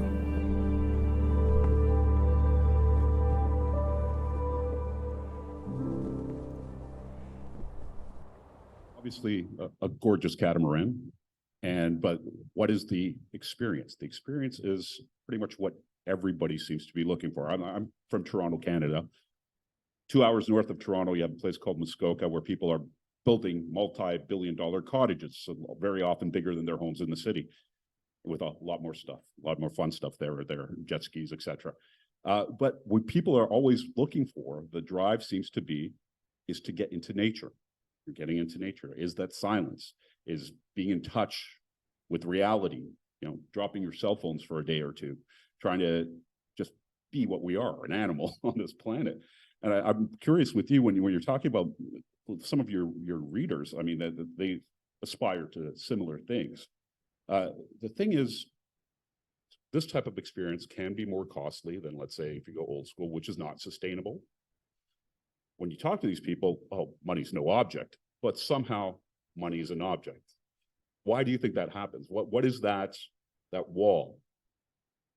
Yeah, good question. I think people are willing to pay for experiences, of course, and we see more and more everything is becoming bespoke today. Like what Four Seasons were talking about earlier as well, that you're moving away from being one of many to being one of not many. So they're willing to pay for what they actually get, but to put their finger on, okay, what is exactly the sustainability behind this? If it can really be shown that this is not greenwashing, this is for real, then I think there will be a willingness to pay for it. But so far, I would assume that most of what we see is in terms of the experience. And for example, what Arthur mentioned, that going from a to electric propulsion, that is an experience, right? That is a completely new way of discovering the oceans. Yeah. Getting into that sustainability, and Balázs, I'd like to talk to you about this. Now, a Bentley's a Bentley. Everybody, it's a beautiful car. I know that there are many aspects that your corporation is working towards sustainability. The sustainability that we're seeing, and I like the auto industry, I think, because we can all connect to the auto industry. I mean, look, we have electric cars. Question is, if everybody has an electric car, how do you fuel every single electric car? They would say if everybody in California had an electric car, they wouldn't have enough energy to be able to fuel these electric cars. The grid would fall apart. What happens to these lithium-ion batteries when you dispose them? Is that really sustainable? Is that really green? And what is it that we have to move towards? Is it a mix of, let's say, hydrogen batteries, clean fuels? What is, in Bentley's eyes, what is this future? So from a Bentley perspective, we strongly believe in electrification. Today, we have a 15% hybrid lineup. Bentayga and Flying Spur, part of the range, is already hybridized. As of next year, we will have 80% hybrid lineup. All models will have an electric engine supporting the combustion engine. And the vision is that by 2030, we will be full electric. We strongly believe in the electrification because that's the cleanest one today. On the other hand, we are working heavily on other aspects of sustainability as well. So today, we have a carbon neutral factory. We are building a dream factory which will be even contribute to other industries. We are looking into certifying our whole network, all our retailers, to be carbon neutral. And the last stage is the full supply chain. So from the end-to-end process, the creation of a vehicle and to the usage of a vehicle, we want to be carbon neutral as an industry. Yes, there are some challenges with some raw materials, rare materials, but this is where we are constantly looking into solutions to overcome them. If you feel like sustainability is not an endpoint, you never get there because you can always need to go further, further, and further. So that's a journey. If I may ask for the video, I would like to show something very interesting, which will give you a glimpse of experiences. We call it money cannot buy experience to our customers. And I will tell you what do we do next. Enjoy the video.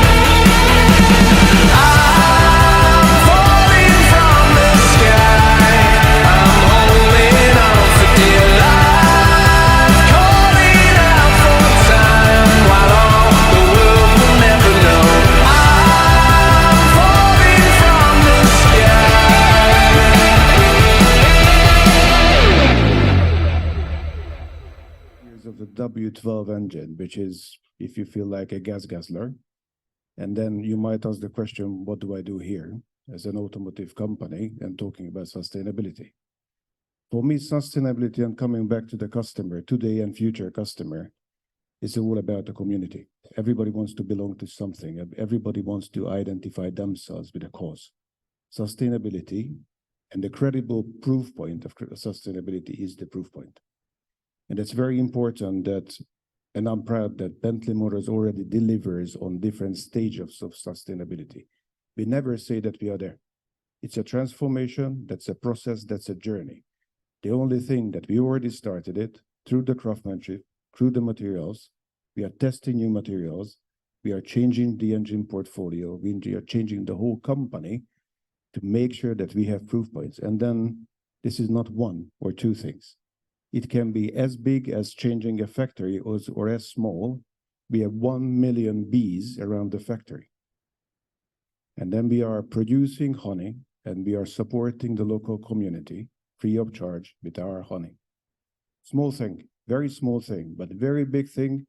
And if I may say, that is again pointed to sustainability, because that is hitting the social leg of sustainability, and so on and so on. So this is a multiple range of different aspects. What you can do, let it be super expensive investment, or let it be super small gesture to the community, which is pointing to the right direction. And this is what we are doing. So we are testing, we are failing fast, and we are retesting again. But there's still that W12 there. But I have bad news. This is the last year of W12. So unfortunately, as of this February, we announced that we will cease production as of next April, 2024. And right now we are just collecting the final orders, because we have to renew ourselves, and then we are going into hybridization. It's interesting in the yacht industry as well when we're talking about this. So the W12's out there coming to its last year. There's plenty of Bentleys and other vehicles on the road, plenty of yachts that have been built. So let's say I have a super yacht. I don't feel like buying a new super yacht. Is there something that I could do to make my yacht more sustainable? Is there certain additives or additions or something that exists in this world today that we can take what we have and make it better? No, today is not possible. First, we have to learn and to test the sustainable yacht and how to build a new boat, the new yacht sustainable. Then maybe there will be an extension of the technology. If I may, to show, I like to try to understand how big is the problem. You can see on your left, you have the growth of the ultra high net worth individual from 2012 to 2021. They used to grow at approximately 18,000 people every year. The expectation between 21 and 26 is to grow 24,000 per year to get to 385,000 super rich. On your right, you have the average yacht built above 24 meters, which is the limit between boat and pleasure ship. So we're talking about pleasure ship. And you see that average of the last 10 years was between 700 and 800. After the pandemic, you see that in 2022, they move from 820 to 1,024. And today, 2023, they will jump another 20%, up to 1,200. But what is very important to see is the two number on the cycle, on the blue cycle. You see 3%. 3% was the rate of penetration of the yacht industry worldwide to the ultra high net worth individual population.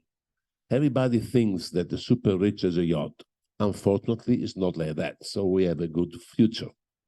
Only 3% of the super rich has a yacht. And after the pandemic, in spite of a growth of approximately 50% of the number of yacht built, you see from 800 to 1,200, we reduce the rate of penetration from 3 to 2.5%, because in the meantime, the ultra-rich people are growing more.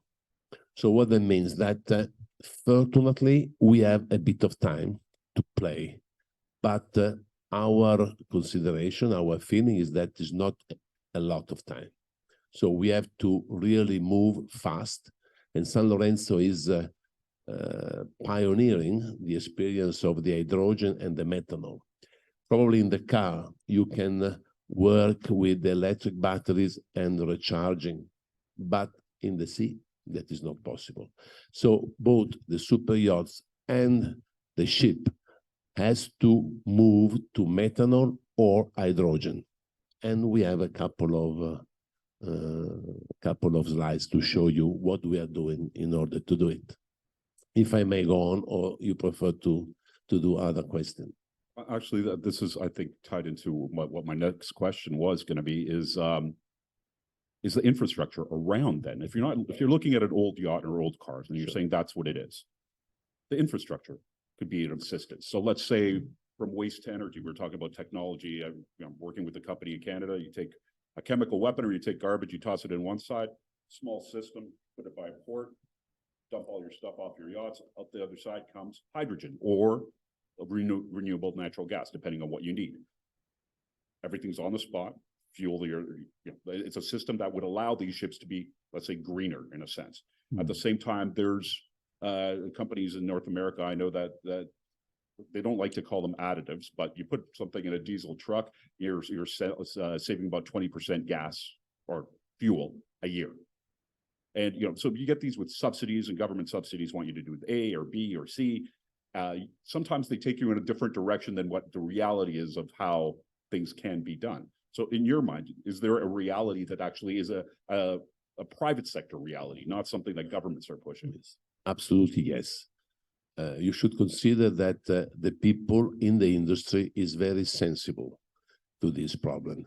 Therefore, Maersk, which is the second largest shipper in the world, they decided to build only sustainable ship for the future.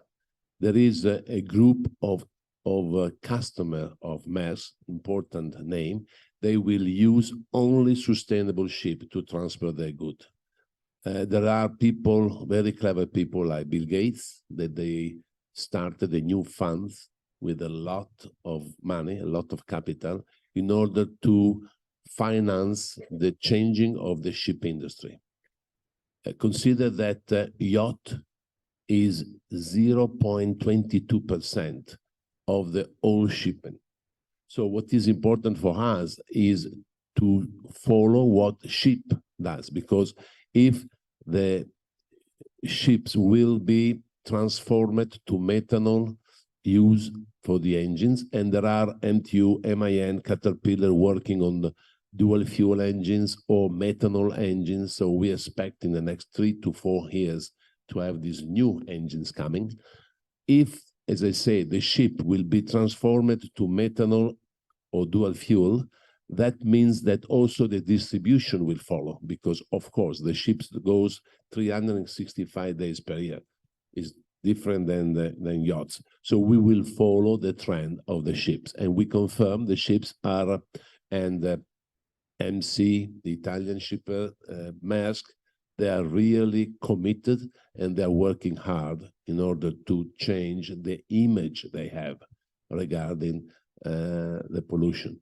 Consider that shipping is doing 3% of the pollution of the world. So it is relatively very small. And yachting is 0.22. So if you multiply 0.03 by 0.00022, the amount of poisoning created by yachting is really nothing. But the image is different. People goes against private jet, against private yacht, because they do not want to increase the poisoning of the air for something that can be avoided. So we have to take care, and we will show you how we can. Can I do it? Okay. So then next,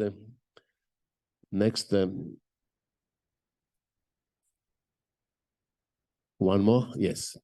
In this moment, San Lorenzo is building a 50-meter, which is a super yacht, with a partnership with Siemens Energy to install on board an equipment that you can see that is a reformer, which is transforming methanol to hydrogen, and the fuel cell, which is using hydrogen and oxygen to produce electricity.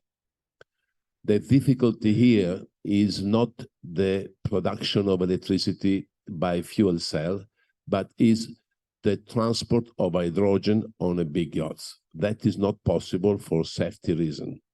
Remember that in the Second War, we were talking about the bomb H, that was the hydrogen bomb. So hydrogen is a very, very difficult liquid or gas to use on board. So the solution is to refill the tank of the yacht with methanol, which is a liquid similar to the fuel, to the gas oil, have the reformer machine, which transfer the methanol to hydrogen, and then use the hydrogen with the fuel cell to produce the electricity.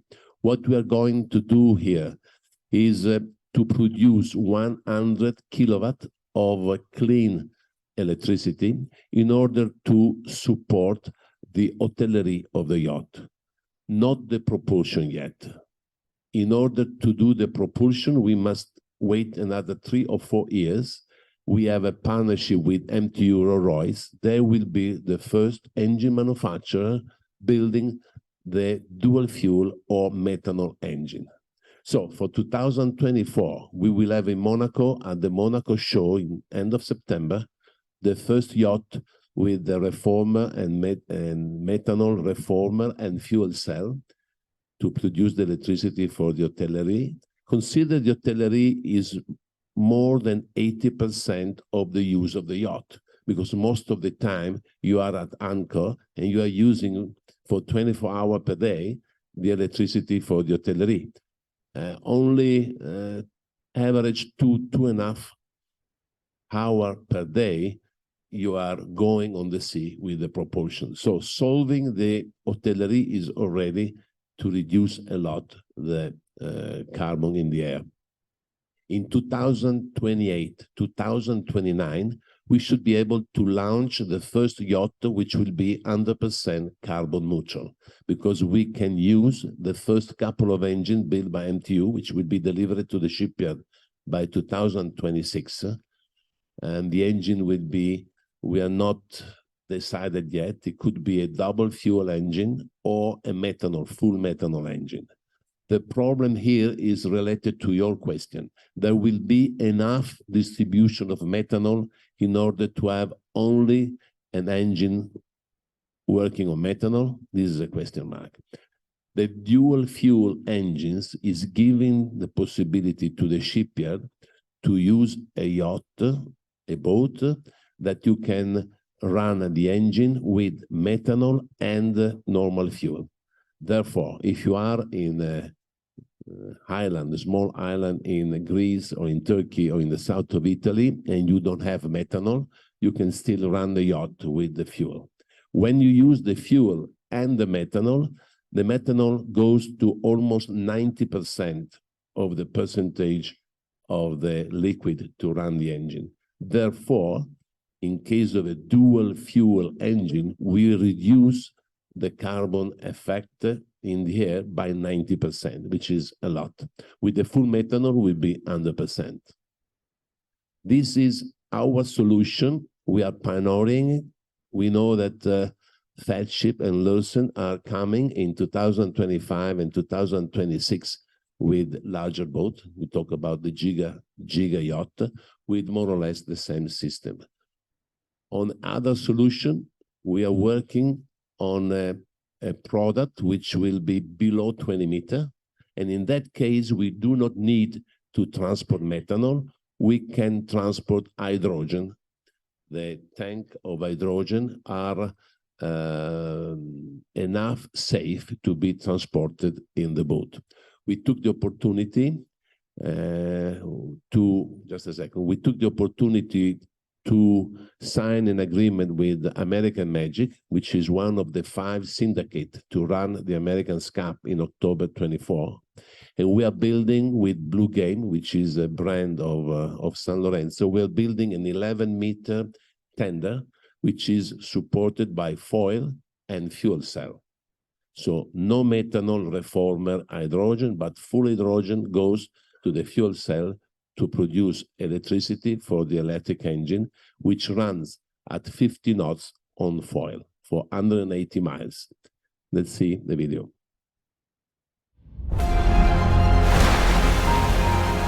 Building a team, risking, being guided more by emotions, being at the cutting edge. They are accomplished professionals, driven by an impressive passion. Yes, a boat, but she flies. Concept boat, sailing at 50 knots, flying in silence, an incredible achievement. It will be the most technologically advanced boat sailing in the world.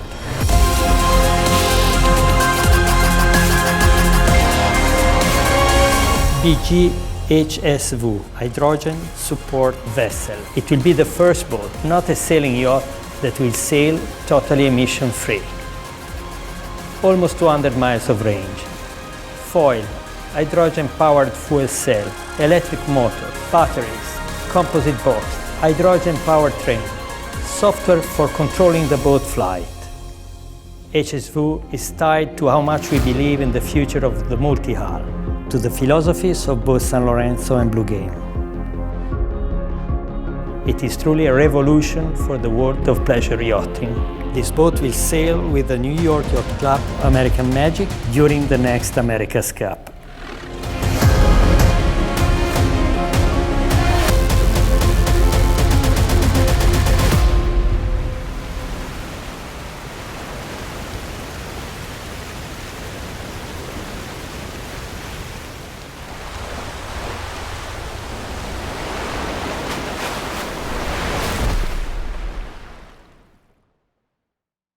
You have to run at 50 knots on the sea, supported by two pieces of metal of this size, one in the middle of the boat and one in the back, with a software with sensor that get the shape of the sea in order to modify the trip.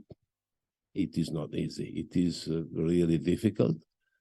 The package that we are studying for the American's Cup by October 24 will be used to build the first 20 meter, which will be a BGM, which is a Blue Game multi-hull of 65 feet, that will be supported by the first pair of Volvo hybrid engine, IPS, and the fuel cell, exactly the same machine that we will use for the tender of the American's Cup.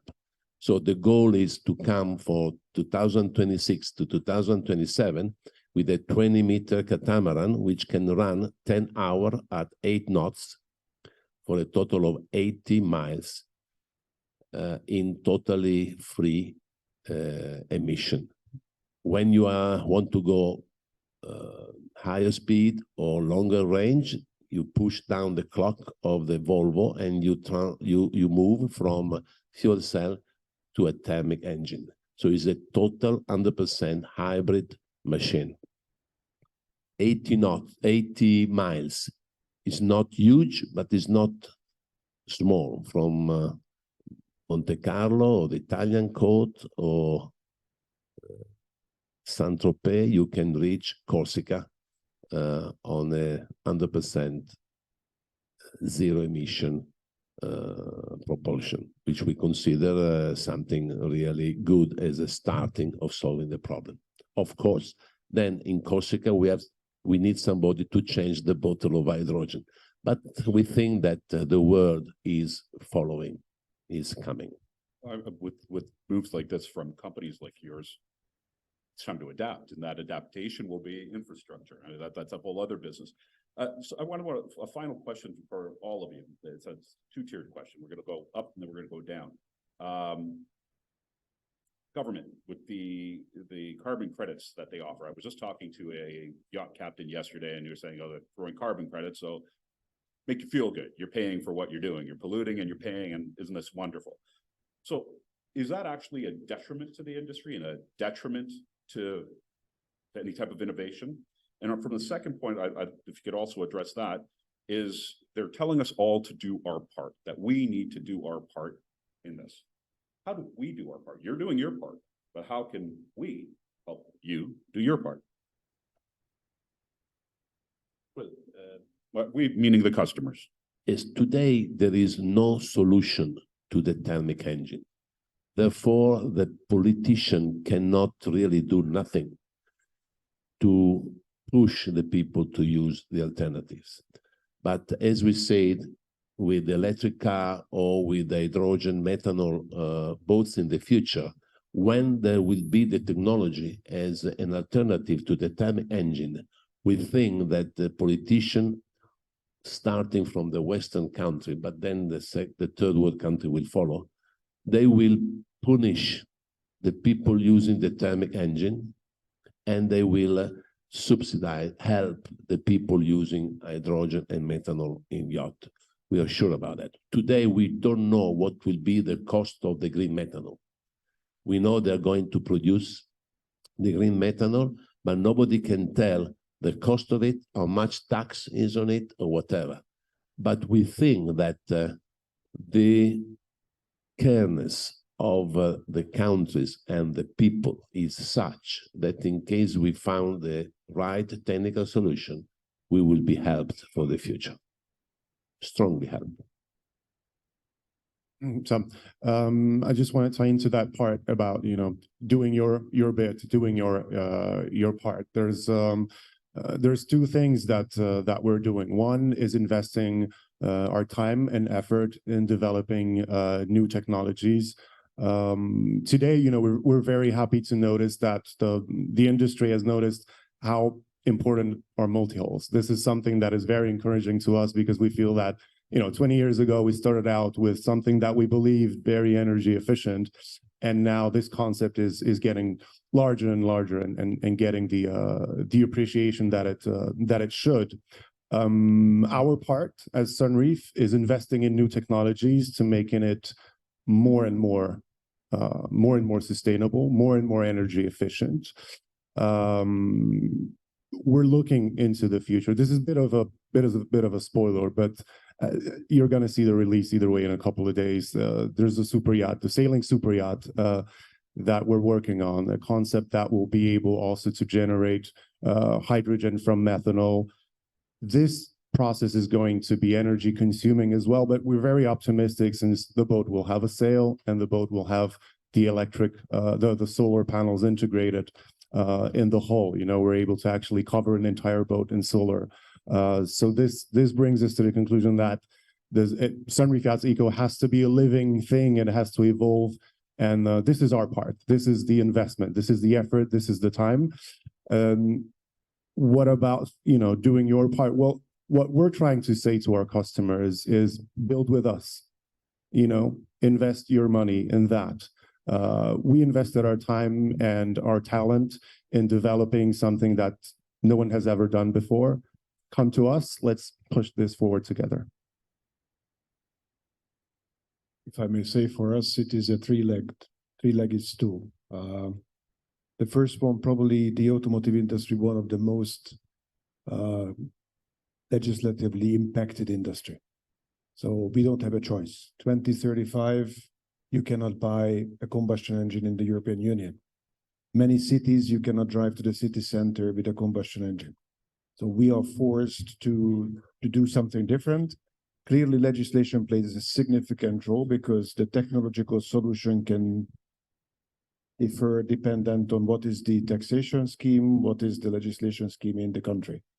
So that's number one. The number two is, from a company perspective, it is all about credibility. So luxury industry is always watched by everybody because that is the desirability, what we create in the society. It has to be a top-down approach. If we do our part as companies, and we are responsible, but credible, and this is where I'm dead against greenwashing. We have to have tangible proof points what we are doing. Talked about the carbon neutral factory. These are the stages to make it credible to the customer. And from a customer perspective, there are a million ways. First of all, they don't want to be seen as gas guzzlers. They want to show that they take their part. And there are other ways we can help them. We just recently launched the Bentley Environmental Foundation, where we are trying to raise awareness as well as funds to transform and then go the extra mile in sustainability. So these are tangible proofs. From our industry, we're looking at using paper from mixed sources, making sure that it's the products we are using is as environmentally friendly as possible. We're looking at the magazine, unfortunately, has to be wrapped in plastic for shipping, not to get damaged. And now there is Sushi coming up with rest products from sugar canes that is not plastic, that if it will end up in the environment, it will break down over a period of time and cause no harm. So of course, coming down to the consumer to make the right decisions, and we as media outlet, of course, has a big opportunity to be there to influence. But coming back to what society can do and the government, I think that energy production, to make sure that for all the research and development that you are doing for your industries, of course, we need to have access to clean energy. That is probably one of the biggest things I would say from what can be contributed from the higher points.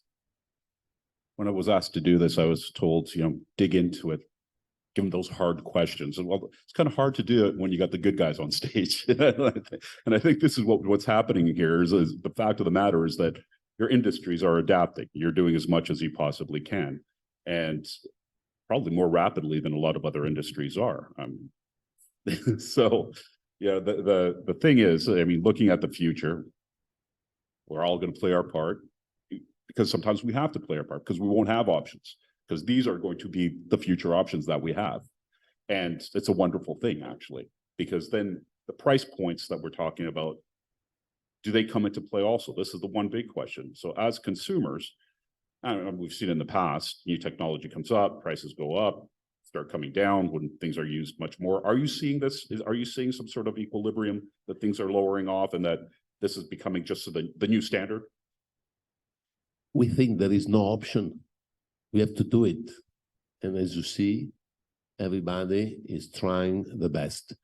The timing is a question mark because it's a totally new technology. In this moment, we are building the 50 meter with the fuel cell and reformer from one office with the research and development with Siemens and MTU.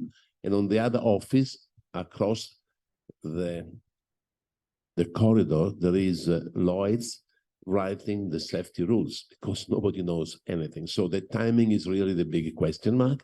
But I think what is important that the industry is taking the challenge. I agree with him. Catamarans is very important because they reduce the friction of the water. In fact, the first 20 meter in San Lorenzo will be a catamaran, a multi-hull yacht. So that will help a lot. But what is important to understand, which I think is the point of today, no option. We have to do it. He has to do it for 2035. We have to do it for maybe 5 years later, but we have to do it. So there is no alternative, and the industry is ready because we feel the responsibility. Be sure. If I may just add to the price point, we shouldn't forget that we are working in the luxury industry. It's not about the price. It is about the purpose, and it is about the added value. And this is our mantra as well. It doesn't matter. Luxury prices are always one directional. But the key thing is, if I can explain properly what is the added value of the brand and what is the added value of the sustainability agenda, customers don't ask about the price. One thing which is very, very important, especially in my industry, it becomes very, very standardized. Everybody has the same battery. Everybody has the same technology. How do you differentiate your brand? And that's very important that the brand DNA, for us, this is the craftsmanship, has to live long. We will never see a Bentley, an electric Bentley with digital panels and plastic all around. We have to sustain and maintain our brand as well. That's the ecological part. Sorry, that's the economical part of sustainability. It has to make money as well. So just one more thing. We some time ago we've done a little research before a conference that we held. The research was about realizing how many emissions can a big monohull yacht be capable of, and the numbers were scary. And when you think about all the yachts that you see today in the marina, you kind of tend to think, okay, why are they big? It is an ego question. Of course, the ego is there, but it's the 21st century, and when you compare, the sole purpose of those boats is to bring smiles to people's faces, right? And when you look at the emissions of that some of the yachts are capable of, then you think, can the ego still feel good? It's the 21st century. You should all do something. Well, maybe, and it's just an idea. Maybe it's about explaining the customers that ultimately your ego can feel better because you are the future investor in the future solutions. So this is something that it's about doing your part.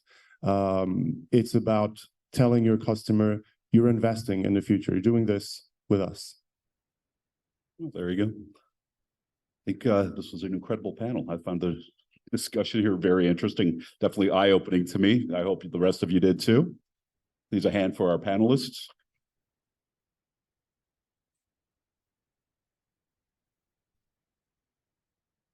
Are we taking questions? A couple of questions. Go right ahead.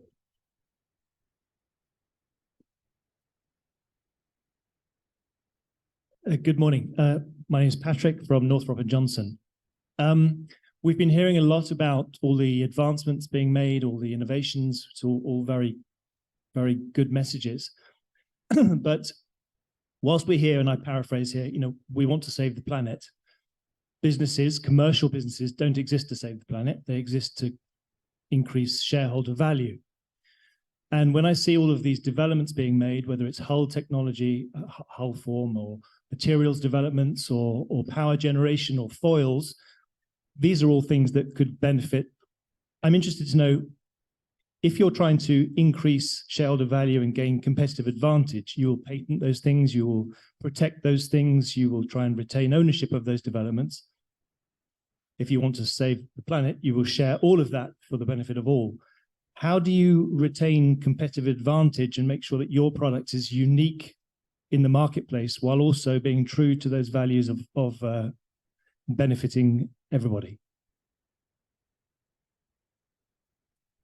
There's a part of the technology that indeed, at Sunreef, we still keep to ourselves because we want to be ahead of the game. And then there's solutions that are just widely used. When you furnish a catamaran, of course, you can use sustainable materials. It will be our job to guide you through and show you, this is recyclable, this is recycled. Why don't you consider this and that? But there's, we're in the process of figuring out, what we can share and what we shouldn't. For now, we had a very nice collaboration with a sustainable lodge in Kenya, in Africa, that is actually paired with the Maasai Wilderness Conservation Trust that is doing a lot of good work in Kenya, fighting against drought. And we help them engineer, and we actually engineered and designed an electric safari car for them using Sunreef solar panels. So it's a step. I can't speak for the entire company or the policy or the future policy will be. I believe that we should share, some good ideas that we have, and then if you want to keep ahead of the game, some of the things you have to keep for yourself. Absolutely, it's not possible to retain the technology. The agreement with Siemens and MTU and Volvo is only for 2-3 years. So they will pioneering the equipment on board of the San Lorenzo yacht, but in the future they will sell it to everybody. In our heads, is good to be number one. We give a message to our customer. Our customer, the San Lorenzo customer club, is very sensible to this matter, and they enjoy the fact that San Lorenzo is the first shipper to do it. But we all hope that everybody will follow and will do it. We're talking about a big risk here, which is the risk of the whole humanity. So it's not a matter of business anymore. We have to do it. We try to do it, to push the industry to do it.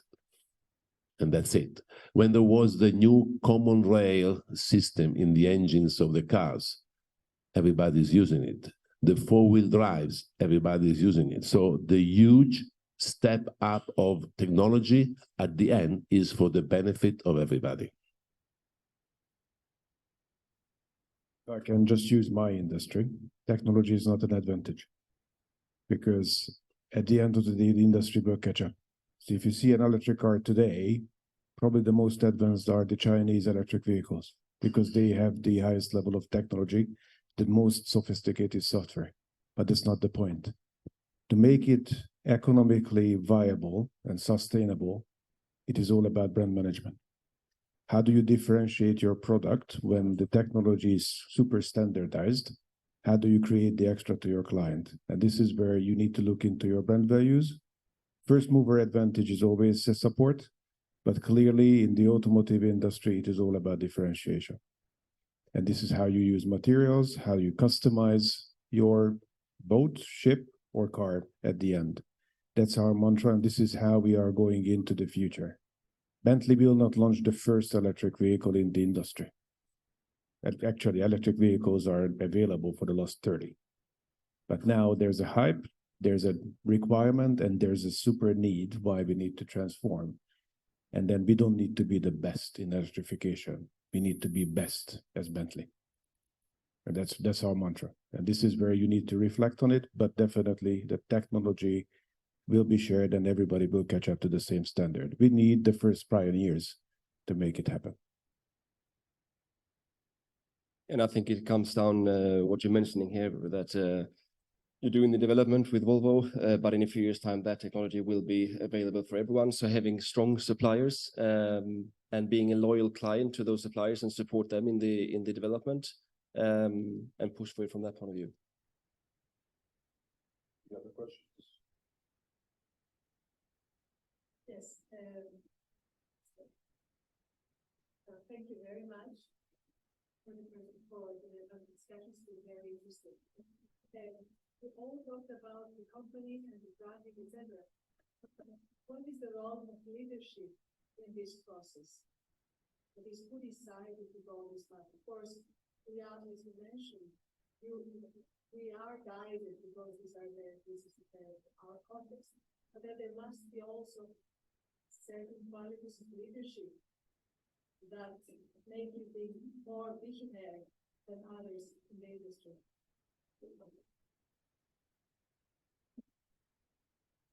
So in our case, everything started roughly 20 years ago when we, the company founder launched the first catamaran and believed that he had, the most original boat out there. And he brought it to the Monaco Yacht Show. And then 20 years ago, no one wanted to visit that boat. This is how Sunreef started, and then, people had their doubts about, what is this catamaran doing here? It's kind of looking like an alien in the marina. On top of that, when they learned it was built in Poland, it was again an issue, where is Poland exactly? Why are you building yachts? It wasn't clear to anyone. So it took a lot of strength and a lot of leadership skills to take that concept to where we are today.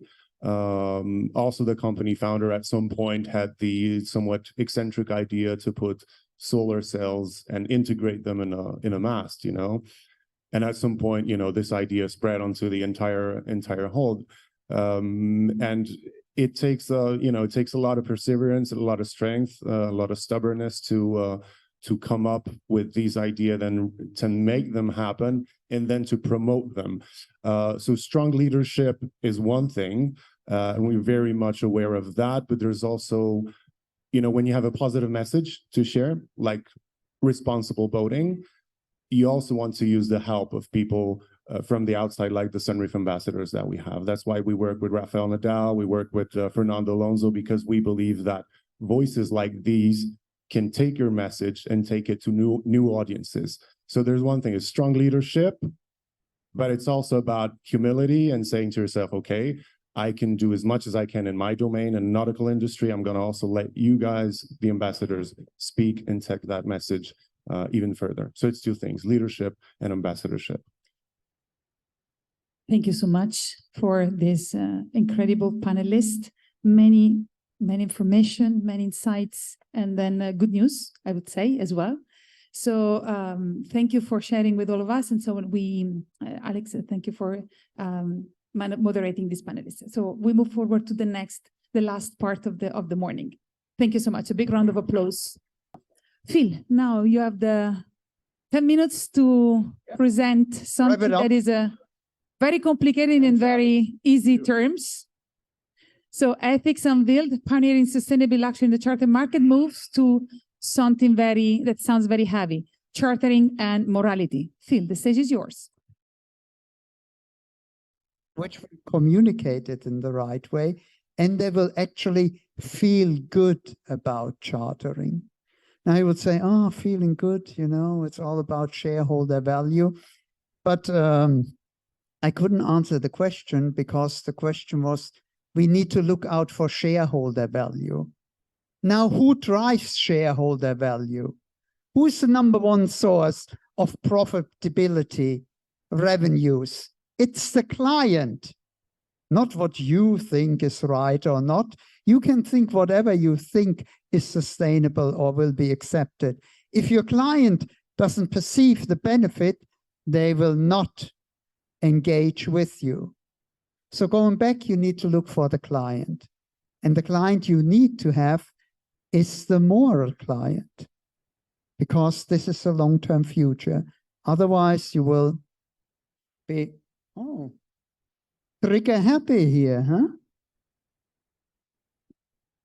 Okay, not a problem. So in terms of ethics, sustainability, it works together. You need to do it. Who said it? The gentleman of San Lorenzo? There's no option. And the option for you will be do the right thing. So you get the right clients, you get the right business, and your shareholders and stakeholders will be happy. It's circular economy in a different way. Does it make sense? Okay. Now, last thing, and the most important thing, yeah? How do you do that? You can help us. We want you to share your insights with us. You are the expert, you are in the field, you're facing the clients day in and day out.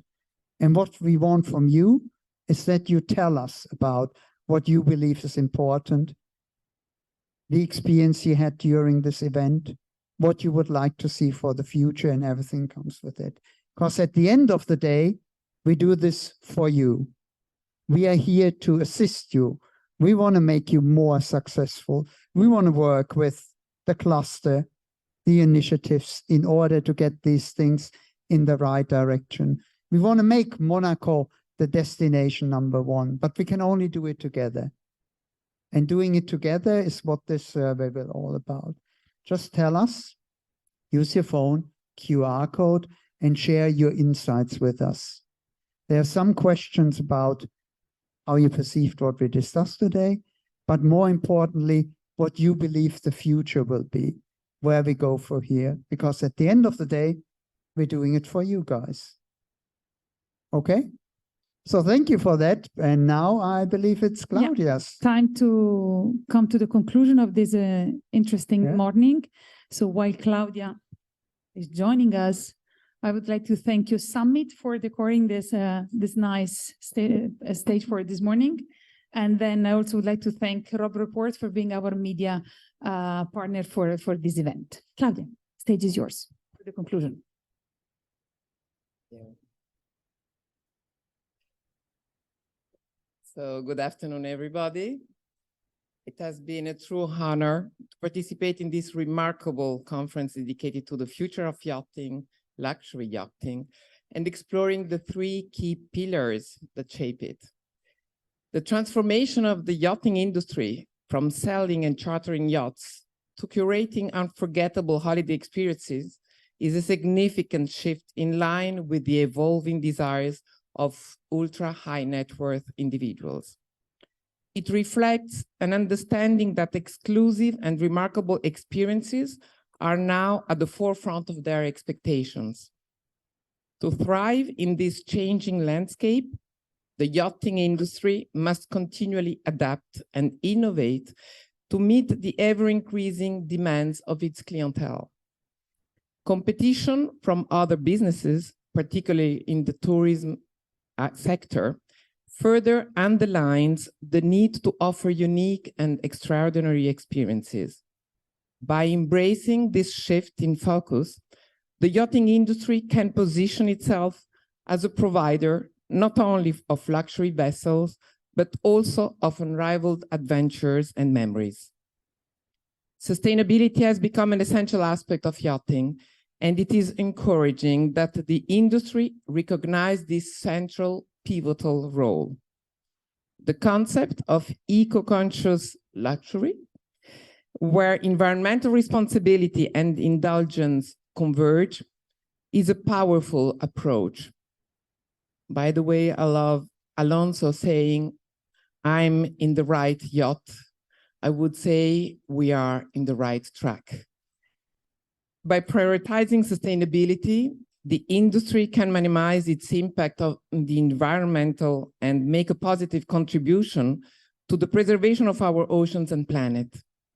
Adopting sustainable practices, such as using clean energy sources, reducing waste, and promoting environmentally friendly materials, will not only attract environmentally conscious private investors, but also ensure the longevity of the yachting industry itself. The final pillars, pioneering sustainable luxury in the charter market, is also very interesting. By understanding the ultra-high net worth individuals' trends and requests and mindset, the industry can adapt its offering to provide experiences that are not limited to luxury, but also incorporate ethical considerations. The charter market can lead the way in promoting sustainable practices, including supporting local communities, protecting marine biodiversity, and fostering cultural appreciation. This approach will not only appeal to the new generation of ultra-high net worth individuals, but will also set an example for other luxury sectors to follow. There is no doubt that the future of luxury yachting lies in its ability to redefine itself, embrace sustainability, and pioneer conscious luxury.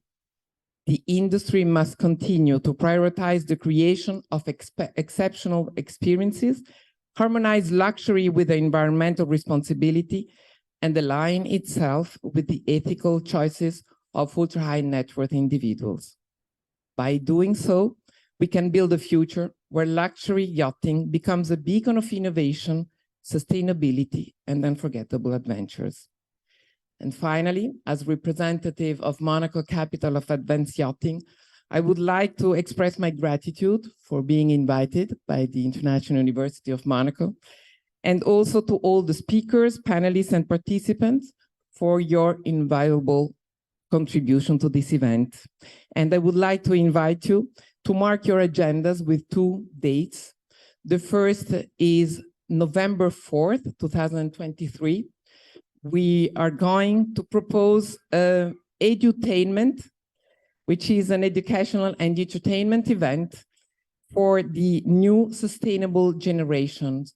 We need their vision, we need their help, and we need to support them.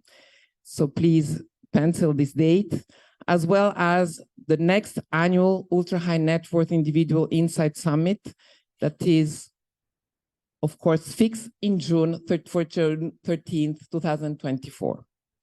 And as His Highness Prince Albert warned, it is imperative that proof replaces the promise. May our collective efforts sail us towards a brighter and more responsible and truly remarkable future. Thank you.